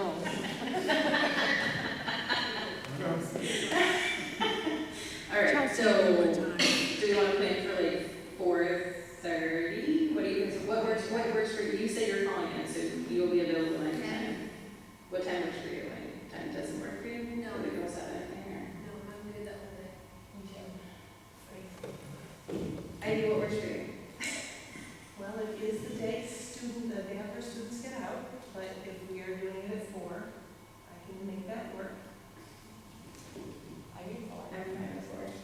We're gonna make her come to school on the day her first day of summer vacation. I'll bring you a treat. I'll bring you ice cream. There is, I do my kid plays flag football, that is during the playoffs, so I won't know until he wins or loses his next game if I have an evening commitment that day. A 4 should be early enough that it won't impact me. Okay, so it's 4. Yeah, I can do that. Okay, let's do 4. Good with that, Jen? There will be a school board meeting on January 18th. Oh my God.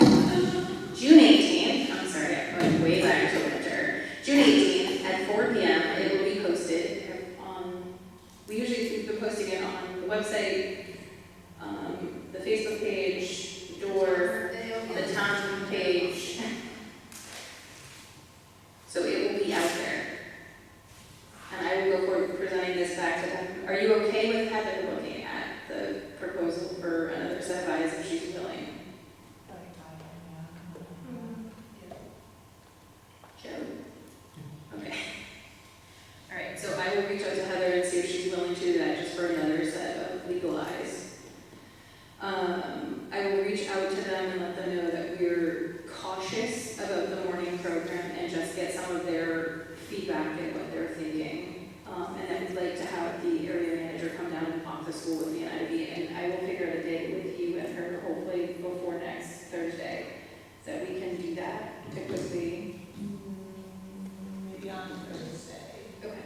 Because we're doing all that wrap up school stuff, so Thursday morning would be okay. Thursday morning. I will see if, okay, I will touch base with you if that doesn't work for them. We'll figure something out, just so we can get that clarified.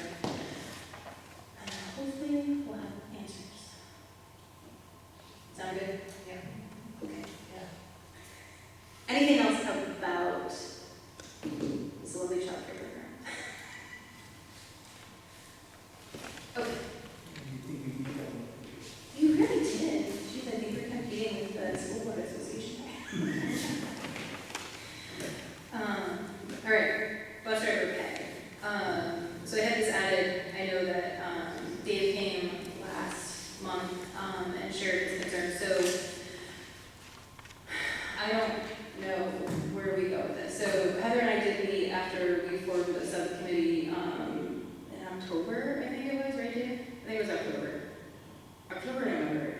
And met with the bus drivers.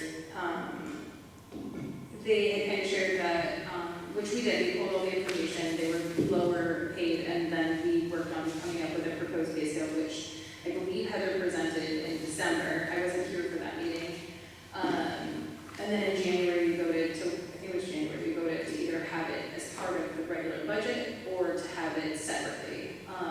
And it was voted down to be separate, so it's ended up being part of our regular budget, which is what's led the bus drivers to get the pay increase. They've been getting the cost of living pay increase every year, but everything at this point because of the budget shortfall that isn't in the contract, which the bus drivers weren't because it wasn't made separately. It wasn't voted on separately, and it's not an actual contract that their pay raises didn't go through. So I don't know. So that we, I don't know what we do with that, other than.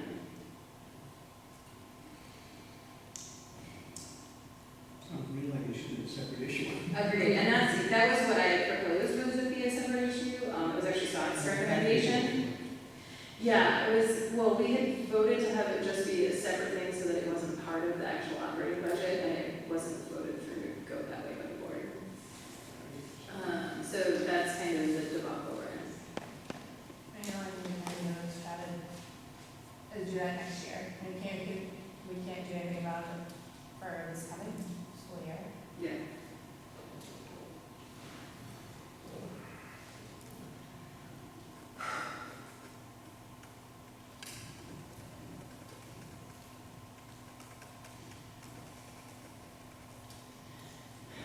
And I'm guessing you have found ways to fund any money for that. No support staff. Yeah. Or anyone outside. Including, Ivy also did get a raise this year because of the budget shortfall, so Ivy is remaining at her pay as well. We went through and eliminated positions that were not filled, so that we're not hiring for those positions. We cut the custodians to part-time.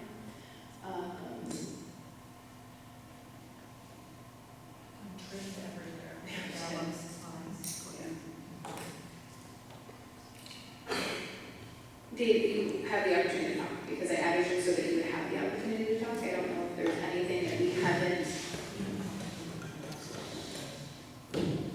Okay. Very hard to hear. I'm having a hard time, even with the microphones, hearing clearly. Did the other board members get the comparative sheets that I had given to you? I wasn't here. I wasn't here for the presentation, but Heather had all that, and Heather's very diligent, so I don't know, you wouldn't have been on the board. When Heather presented the information, did she present all of the comparisons and things like that? You recall?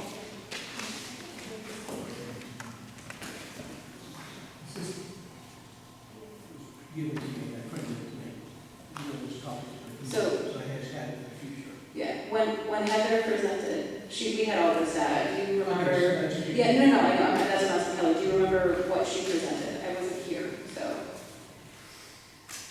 That was a problem. I remember that they were presenting this scale. Right, the scale that she was presenting based off of all the numbers. Dave, I don't know if she presented all of it. We took the scale that was created, that was proposed to the board off of the numbers that you gave us. On this paperwork, I got 2 copies, if somebody needs them up there, 1. 2, in reference to what I'm asking for is to set up a pay scale will work out well as far as you got new guards coming in. They should be starting at a certain level. I got 14 years and these new drivers coming in. Are we the same thing? Less qualifications than me. I got a Class B license with air brakes. I got 50 some odd children on my bus that I gotta maintain order with. And I feel that with 14 years experience, I should be getting a lot more than what I'm getting now. It's very embarrassing to be telling anybody else what I'm getting paid because it's so low. Yesterday I had an offer from another school district to come drive for them at starting at $26 an hour. And they said, with your experience, we might be able to bring it up even higher. And that's for driving a van for one student to bring them out to a different location. I like driving from Middleton. I like my kids that I got on my bus. I'm blessed to be able to have my elementary kids that I got because they're all great. But I just like to get this pay scale straightened out. And it's not really that much money. It ain't like I'm asking, it's gonna cost the town millions of dollars. It's very minimal to be able to put something together that would work out well. There's only 4 drivers for Middleton. I think that's the problem, Dave, that with the budget we had an $800,000 shortage. We don't have 5 cents at this point outside of the budget. Our budget is so ridiculously tight based off of the budget, the bottom line budget that we got from the town that we don't have anything. We literally had to cut, we went from having full-time custodians to part-time custodians. So we're operating within the budget that the town has provided us, but there's no money there. If we had the money, we would be doing it. Every one of us up here feels that the pay scales and the proposal that we proposed to you and wanted to go through, that's what we want for you. We just don't have the money to fund it.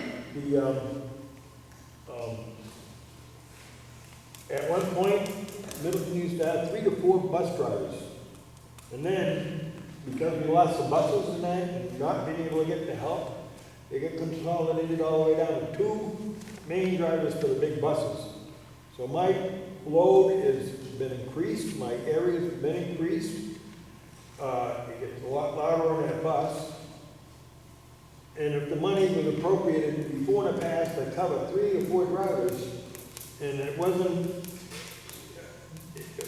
deducted from the budget or whatever, then there should be some additional funds here to compensate for those other 3 drivers or 4 drivers that we had. Every position that wasn't currently filled was omitted. Everything was taken away. There's teacher positions that we cut. So there's a special education teacher position that was completely cut because we can't fund it. We don't have the money in the budget.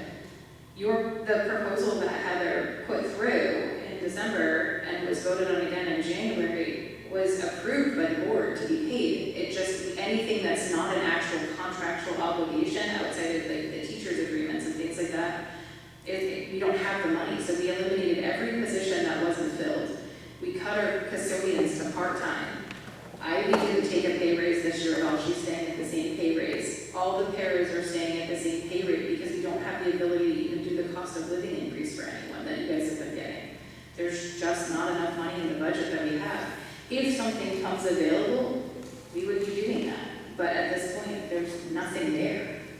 We're not even sure we're gonna have enough for everything we need. It's very, very, very close if something unexpected comes up.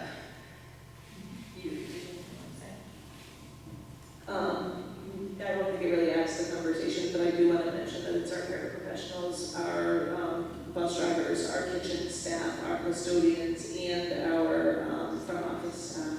All of those people are hourly. Yeah, I mean. I think that is where the board has absolutely come forward. There were a lot of fall fruits that happened last year with budget planning, so that is something that the board is working to never have happen again, so that the budget committee has everything they need to make sure that we don't ever end up in this position again, so that they actually understand what's required, and that they actually get the documentation that they can, so that they understand and have everything they need to understand what we need to make this school run, so that we don't ever get put in this position again, because we know where we're at and the risk that we're at with losing staff, because we don't have the ability to give them what they deserve and what we love to give them, and we just don't have it based off of the budget that was presented to us. So I guess, I mean, I totally understand you and the bus drivers need to do what you need to do, but we appreciate you, we value you. None of this is because we don't. If we have a way or find a way to be able to do that, we will absolutely do what we had hoped to do and give you guys the raises that we had wanted to give you. We just don't have it. And we will work with the budget committee to make sure they have everything to figure those in next year. Is there a different way that it could be submitted to the town for them to be able to vote on a raise for the bus drivers, so it's not going to be tied in with the regular school budget? Because what I believe somebody had made a suggestion this year to try to take and put the bus driver salaries separate. Yeah, I did that in January. And in which, if it did, then I think that would have got approved. But when you got the whole bundle that you had, and the townspeople say, wait a minute, we're not going to pay $1 million more, we're going to stick with this whole budget. In turn, we got smoked on that. Yeah. And so, and to be honest with you, not the school board here, but in the past, I've approached different school boards before about getting a raise. And I was basically told by one of the school board members, if you don't like it, get a job someplace else. Wrong answer. Yeah, no, we wholeheartedly appreciate you. I don't want you to leave in any way, shape, or form. None of us like the position we're in. None of us like the position we're in with this budget. It has been gruesome, and Ivy has pinched every penny she can. To try to figure out how to keep everyone that we can and not have to lay off teachers, because those were kind of thoughts that we were thinking we were going to be in. And thankfully we haven't, and we were able to actually reallocate and figure some stuff out to actually keep a full-time nurse, which was another concern because we were going to have to cut our nurse to part-time. But they were able to figure some stuff out there with the new nurse that was interviewed. So that, I think those are good things. I think we'll keep trying, but there's nothing that we can give you for a guarantee other than we will work diligently with the budget committee to make sure they have everything they need next year to give us a budget that allows us to give all of the staff what they deserve. Between now and when next fall, when you gotta be submitting in for new budgets and that, you want, I will sit down with you folks, Yeah. let you know how many people we got driving, what the people's responsibilities are, and what they're driving. If there's gonna be a minivan, and they don't have the qualifications to drive the big buses, then they give you something to work on and say, wait a minute, these people got more qualifications here, they ought to be in a different pay scale. Yeah, and I think it would be great too, when we're doing all of that, if you're willing to come, Dave, I'm I will sure come. that the finance people would love to have you at the budget committee meeting to help the budget committee understand kind of what you guys are facing and, you know, the previous proposals that were made as far as getting you guys what you deserve, and I think that would be great. Because we've lost drivers before to go drive for coast because they weren't making enough money. Yeah, I know. And there are other school districts that are also going through the same problem because they're not paying the drivers enough, or not giving them the benefits, so they're going elsewhere because they gotta support their family. For sure. Prices are going up, but our pay isn't, so it's hard for everybody to keep up with the bills. Okay, so this budget has put us in a real position. So again, we're sorry that unfortunately we ended up with the budget we did because of the fact that the feedback we received was that the budget committee didn't get the information they needed to feel comfortable to increase and give the numbers that we were looking for. So all we can do is move forward and try to never put you guys in that position again. And we have a great crew here, so I think we'll be in a better place next year. But if you're willing to be a part of it, I think that they would love to have you be a part of that. If you want, come next fall when you start doing a budget, and you want, I'll come down, I'll sit with you folks. You wanna have a committee meeting, whatever, that you Yeah. mentioned, you would get this going, I'll sit back and help you structure what you need. Perfect. Well, I don't know, if you want to be here for August, I think we'll start talking, you should let me say last year. In August, we started talking about budget season and all that, and then you guys can coordinate what works for getting everything together. Perfect. And thank you, Dave, because we appreciate the loyalty you had to us. I know that it's been hard for you guys, and you haven't got what you deserve, so thank you for the loyalty you've shown us. Right, We really do appreciate it. just give me informed when, or what have you, and I will Perfect. be in to do what needs to be done. We'll see you in August. All right, well, I'm gonna go, I gotta be up early, 3:30 comes off the Zoom.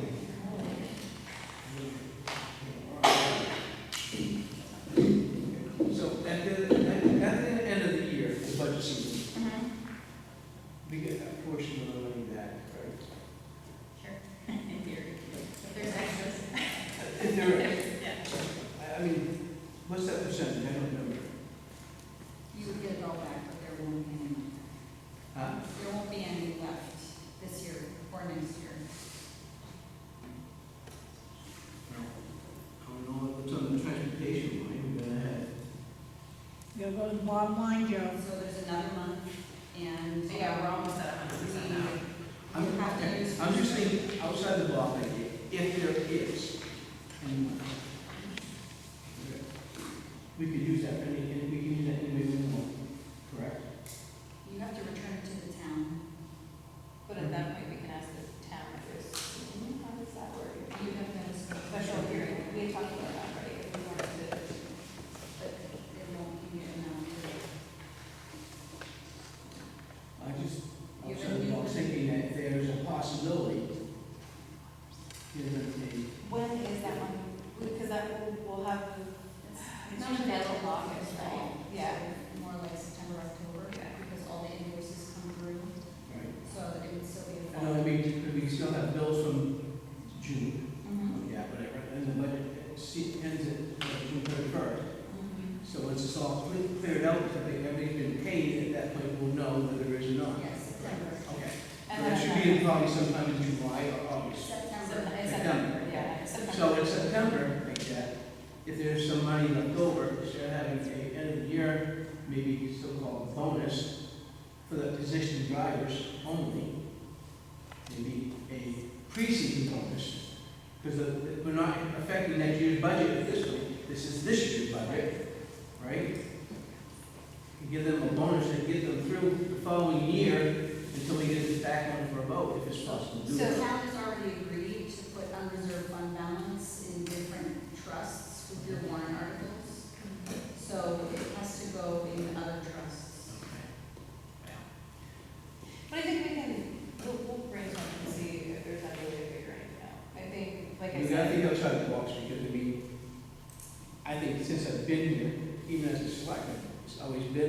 bus drivers have never gotten anything. They're getting a 3% raise every year. They've been getting a 3% raise every year. They cost a living raise A every year. 3% below standards is, not keeping up. Yeah, we had adjusted the pay rate, so I think it was when Scott was on the board. The last time I think we adjusted the pay rate to bring them up was when Scott was on the board, so it would have been, what, 2 years ago? 2 years ago? And then they've been doing the 3%, but, and we.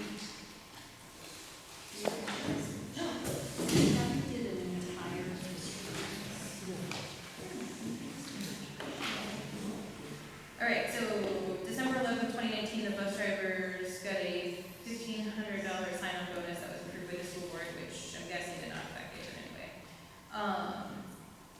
Because you've driven since the school started for us. Pardon? You've driven here since the school started.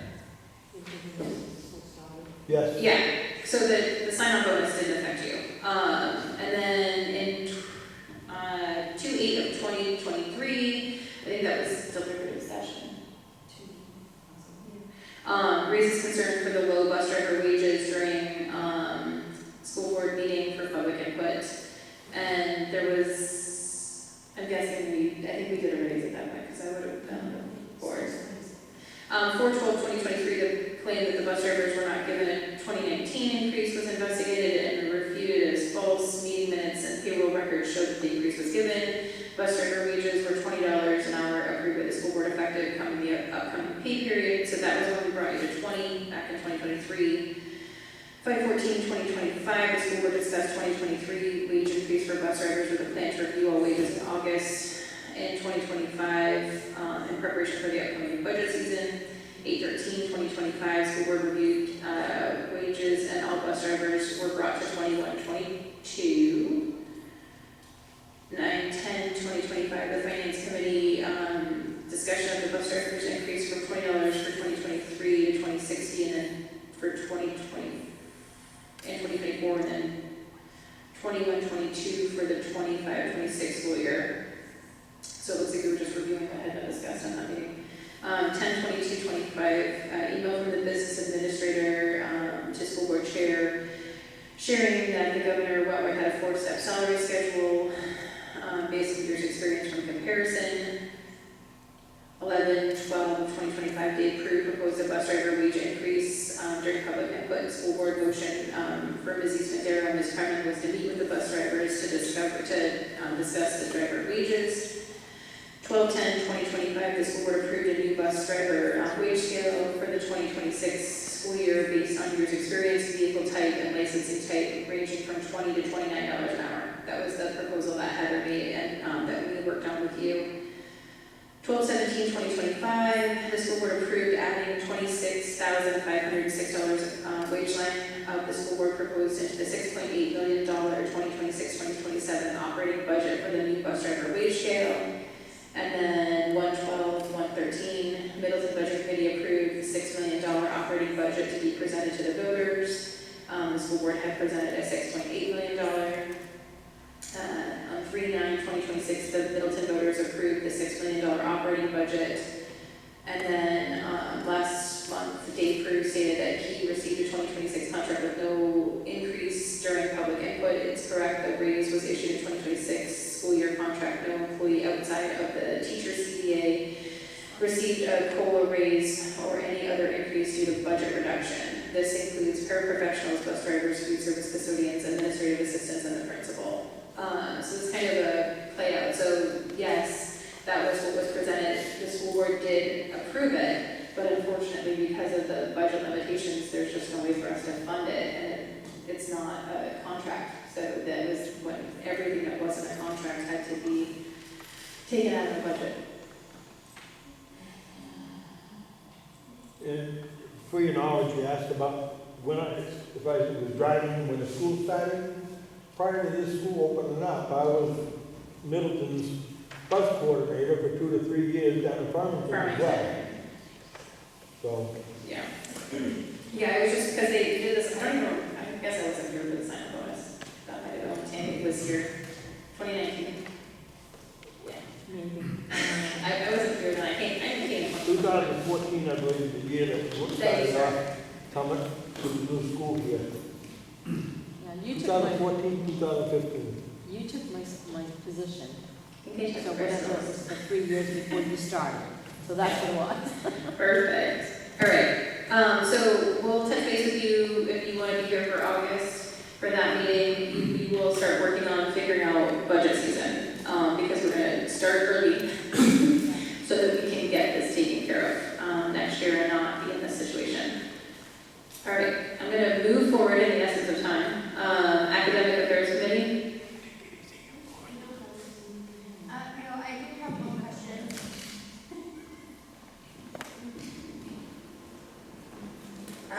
Just one question. Because their social media is new, and I cannot remember, so Kathy, please tell me if I'm wrong. Do we have a policy regarding social media currently? Okay, so can we create one? You will need to do it. Yes, you could do that. So we'll work on that. Yeah. In an academic affairs meeting, first read, second read. Okay. So that'll be the goal for next time. Okay, yes. So we will need to schedule an academic affairs committee because we do not currently have it. You would do, yeah, you probably want to do that with your schedule for next year, because you'll have that, and then you'll do your first read and second read. So we can just add it to the list of your first group. Perfect. Awesome. That's it. Well, don't pass it this way, it's finance committee now. I don't have an update for finance. Community relations. I think we are up to, I think, 72 I know. followers on our social media page, so it's We're exciting. growing. We have so many followers. Well, I think it's great. Like, I'm not a follower, just girl, but I think it's great because I think more than followers, it tells me that the town is hearing the information that's being put out there, which I think is huge.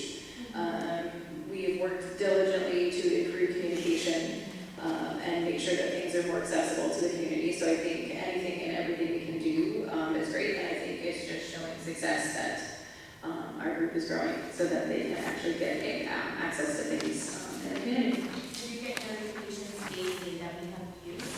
I don't know what they're doing, but that's great. Okay, advanced planning.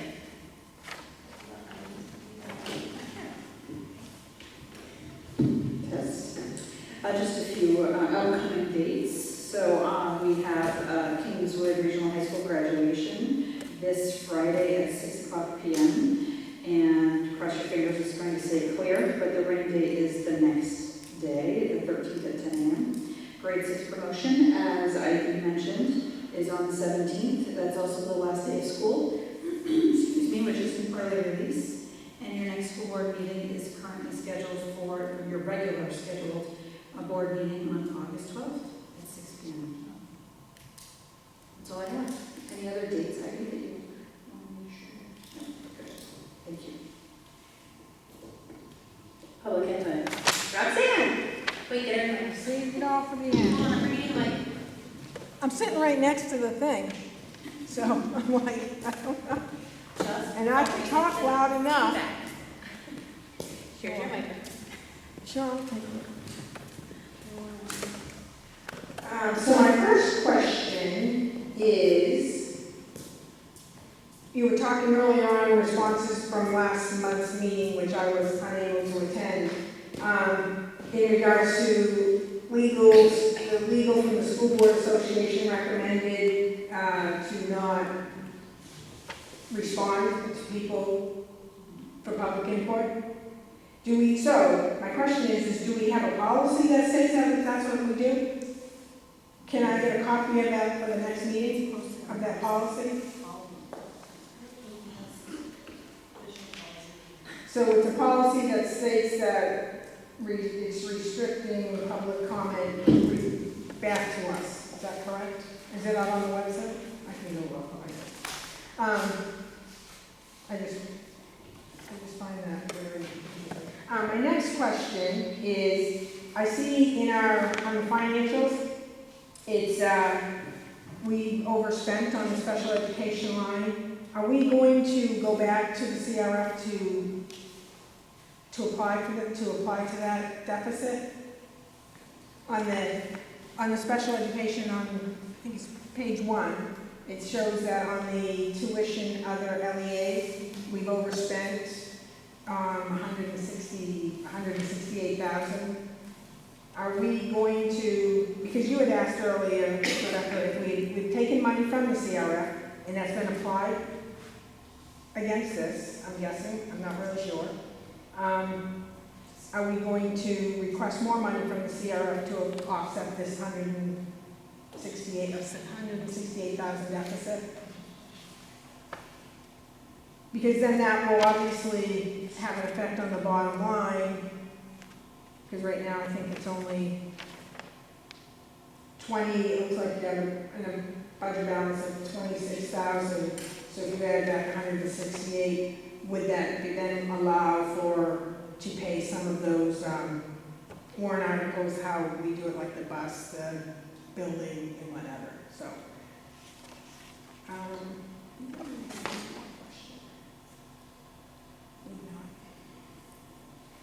Welcome aboard, Joe. Oh, where does the running club, where do they run?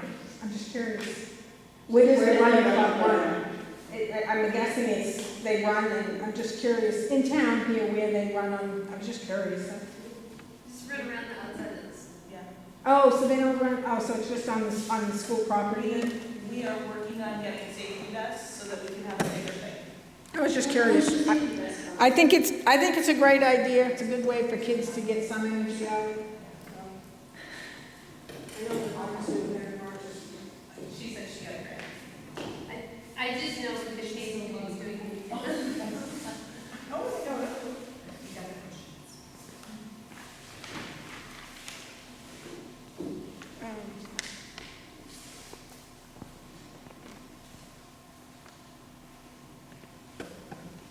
I do have one last thing. Sorry, I didn't bring the mic back. I'm sure, I don't know if you're all aware of, because I was on the phone with DRA the other day for the town side.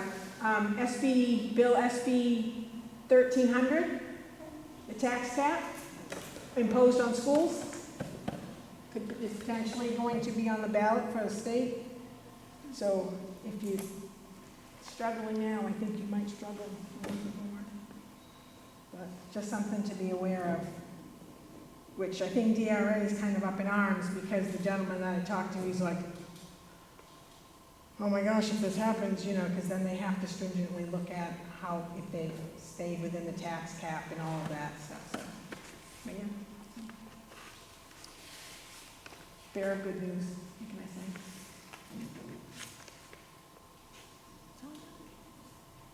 Tammy? I have a question about bus drivers.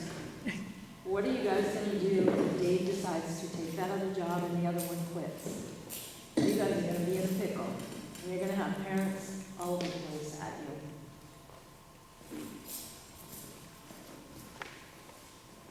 Because honestly, I think at least these bus drivers here should be the same as Hillsborough.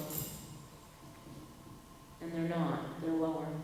And they don't have all the different added things.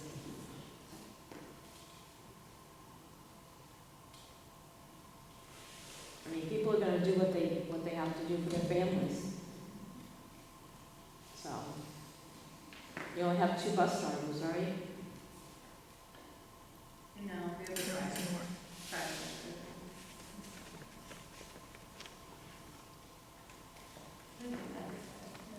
There was something they changed.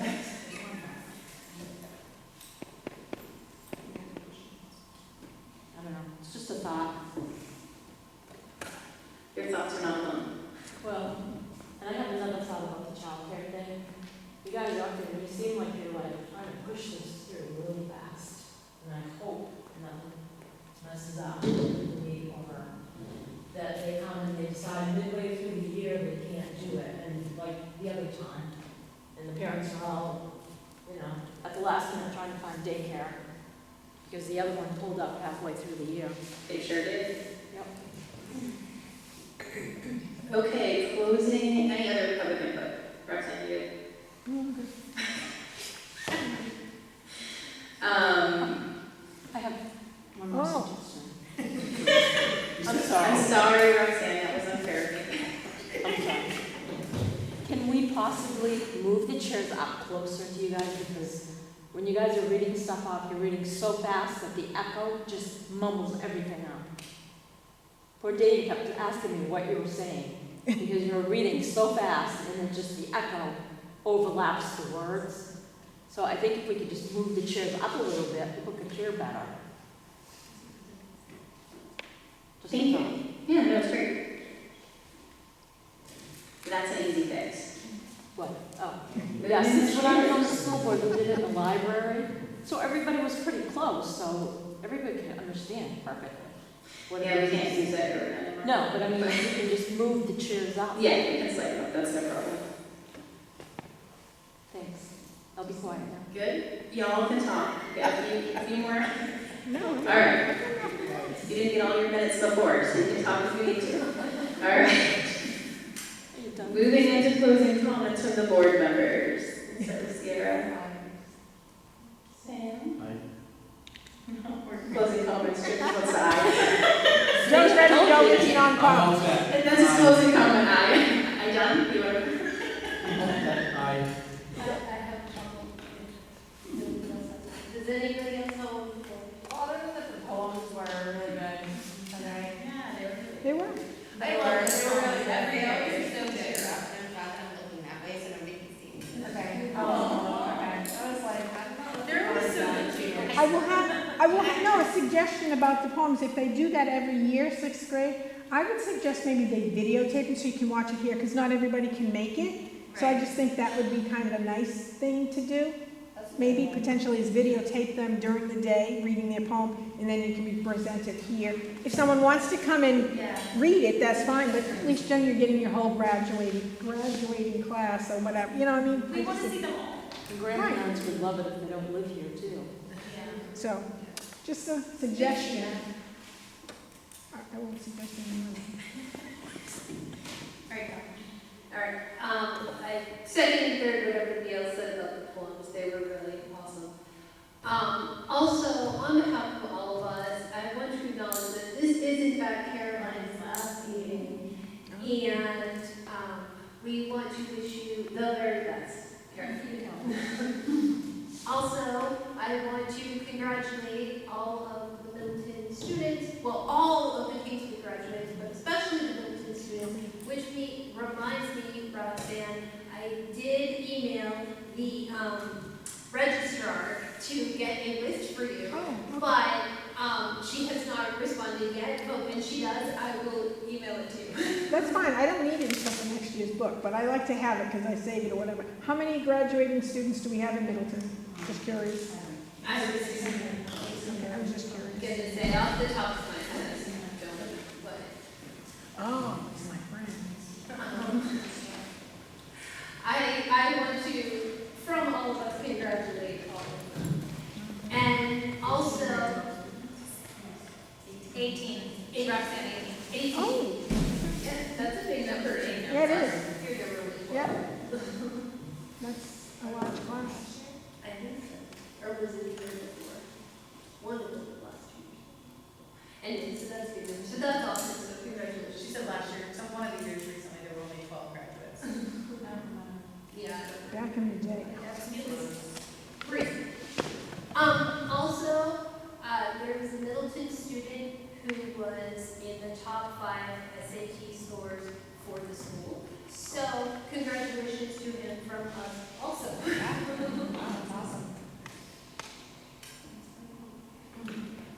I would also like to thank Karen. I know you have worked hard with us, and we appreciate you. And I wish you luck at I graduated from Marshall, so sure did. So Great job working. it's a great school. I was in the old school, like what? I don't know. The one in Elliott. I don't even know what it is now. The middle school? Is it the middle school? That's usually how that works. I don't know. The middle school and. They've changed schools. So like what was my middle school? I think is now like 5th and 6th grade or something like that. Yeah, like there's so many changes. So good luck. It's a great school. We love it. And we will, we're grateful for everything you're doing, so we do appreciate you. And I know you've worked hard with us, so we appreciate you for that. And I think the kiddos did a really great job. I do, the poems is one of my favorites. I really like them. Hearing their impression of what were their big moments. Because our big moments are never the same as our kids' big moments.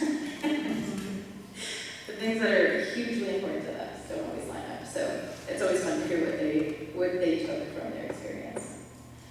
And I will take a motion to move into non-public for personnel So moved. at 8:18. I need a second. Okay. Sierra, second, yes. And then all in favor by roll call. Aye.